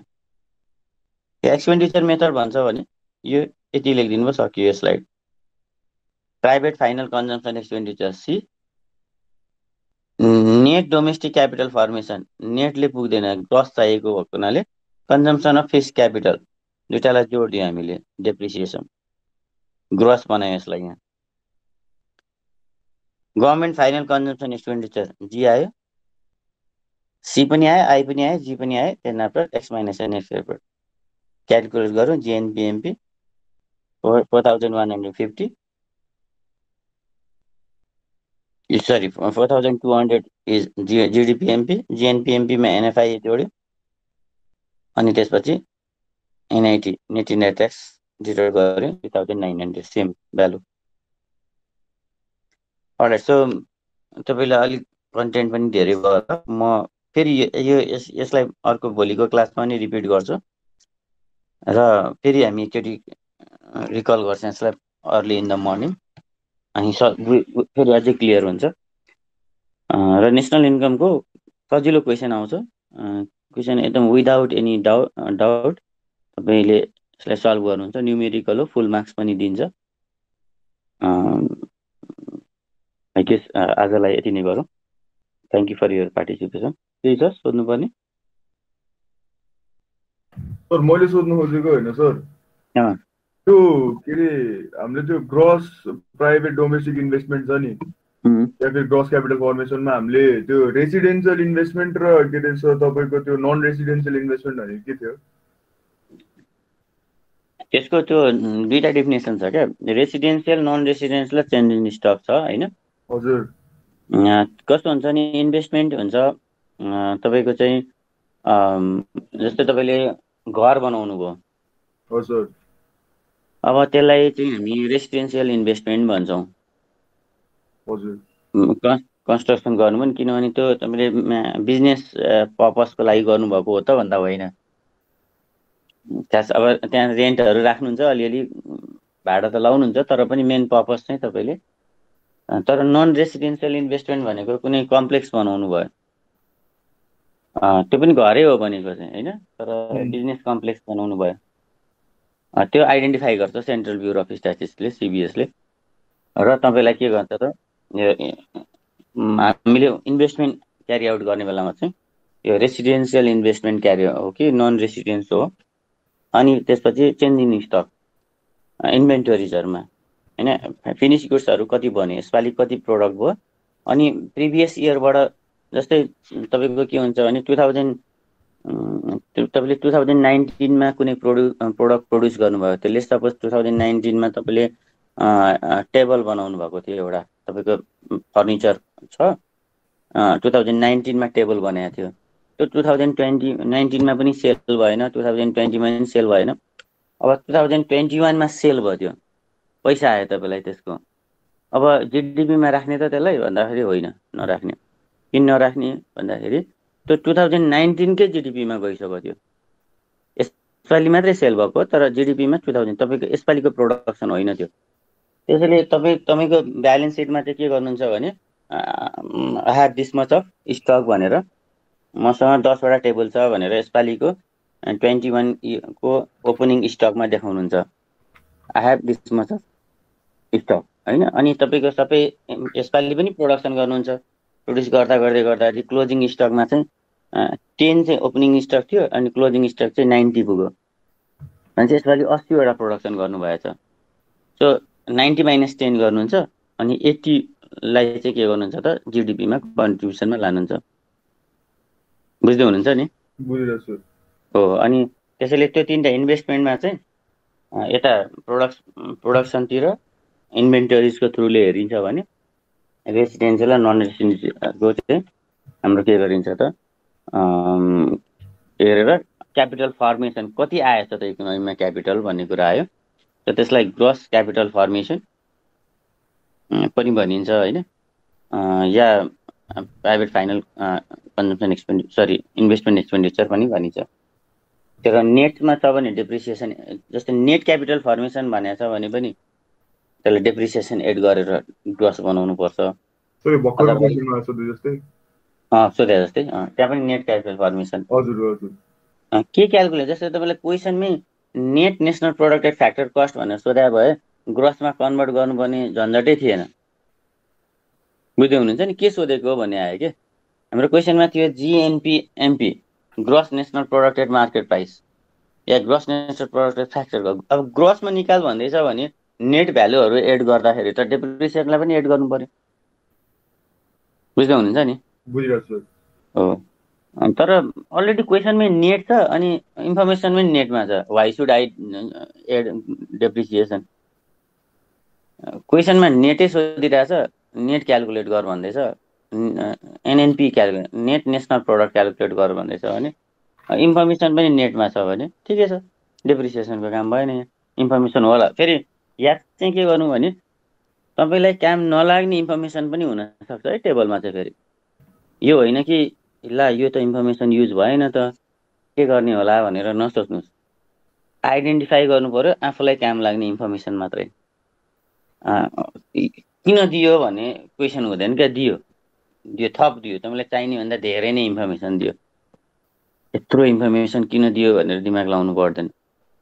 तपाईँलाई मलाई यति चाहिन्छ, यतिले पुग्यो मेरो क्यालकुलेटर भयो, यो दियो, उसले स्टुडेन्टले के चाहिँ गर्ने रहेछ भनेर एउटा इन्फर्मेसन। अरू एकाउन्टतिर चाहिँ चाहिने इन्फर्मेसन दिएर तपाईँको ब्यालेन्स सिटहरू बना भन्छ होइन। यो नेसनल इन्कम अकाउन्टिङमा चाहिँ चाहिने पनि दिन्छ, नचाहिने पनि दिन्छ, अनि नचाहिने इन्फर्मेसनबाट मिसलिड हुनु भएन। यो हेडिङ त मेरो युज नै भएन काहीँ पनि भनेर भन्नु परेन, तपाईँ सिधै क्यालकुलेट गर्न सक्नुहुन्छ, बुझ्नुभयो नि? अरू केही त ठिकै छ, यो अलरेडी अपलोडेड भइसकेको छ। मेन इम्पोर्टेन्ट यो भोलिको क्लासमा हामी यसलाई अझै हाम्रो यो यसपछिको च्याप्टरहरू सबै योसँग रिलेट छ क्या। तपाईँ यो अहिले C++ I+G throughout chapter use गर्छौँ अब हामी, त्यो एक्सपेन्डिचर मेथडको सी प्लस आई प्लस जीलाई यसपछिको च्याप्टरमा पनि त्यसपछिको च्याप्टरमा पनि त्यसपछिको च्याप्टर इन्कम भनेर इक्विलिब्रियममा यता जिडिपी एमपी लेखेको छौँ नि, अब अर्को च्याप्टरमा गएर जिडिपी एमपीको ठाउँमा वाइ लेख्छौँ, इन्कम लेख्छौँ। इक्विलिब्रियम हुनलाई यो C plus I plus G X minus M चाहिँ वाइसँग इक्वल हुनुपर्छ भन्छौँ क्या, अनि ब्यालेन्स हुन्छ। नेसनल इन्कम एकाउन्टिङमा C plus I plus G X minus M चाहिँ इन्कमसँग इक्वल हुनुपर्छ। देशको इन्कम त्यति भएन भने एक्सपेन्डिचरबाट एउटा भ्यालु आयो तर कन्ट्रीको इन्कम चाहिँ त्यति छैन रहेछ भने, जेनेरेट गर्न सकेन भने इकोनोमी डिसइक्विलिब्रियममा हुन्छ भनेर डिस्कस गर्छौँ क्या हामी। त्यही च्याप्टरहरूलाई कन्टिन्यू गर्ने हो भने कन्सेप्टहरूलाई। So thank you for your participation. Sir अनि युटीको लागि सिलेबस के हो सर? युटी कहिले छ? लिँदै हुनुहुन्छ कि? 26 सेप्टेम्बरदेखि 1 अक्टोबर। ओके, क्यालेन्डर मैले अलिक अपडेट गराएर हुन्छ। 26 सेप्टेम्बर है? हजुर। आज सेप्टेम्बर कति हो? आज 22।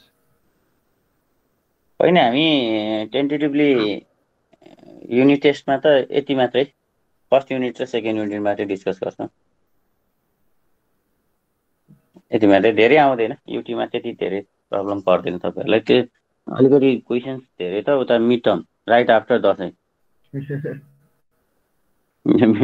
युनिट सके कि हुँदैन, मिड टर्म आइसक्छ। धेरै सके कि हुँदैन त्यतिखेर त, मिड टर्म अलिक छिटो आयो। 50% कोर्समा मिड टर्म भन्न मिल्थ्यो। हुन त यो नेसनल इन्कम अकाउन्टिङ मलाई चाहिँ 100% हो म्याक्रो इकोनोमिक्सको भन्ने लाग्छ क्या।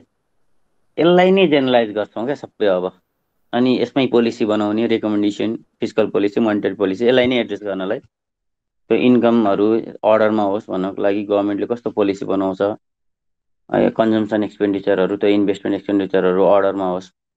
अनि यहाँ मोनिटरी ब्याङ्कहरूको के रोल हुन्छ या राष्ट्र ब्याङ्कको के रोल हुन्छ मोनिटरी पोलिसीको थ्रु, यही सिस्टमलाई, नेसनल इन्कम सिस्टमलाई नै अर्डरमा राख्नलाई भनेर हामीले डिस्कस गर्ने। अनि इन्फ्लेसन, प्राइसहरू बढ्यो भने के इफेक्ट गर्छ, अनइम्प्लोइमेन्टहरू बढ्यो भने के हुन्छ।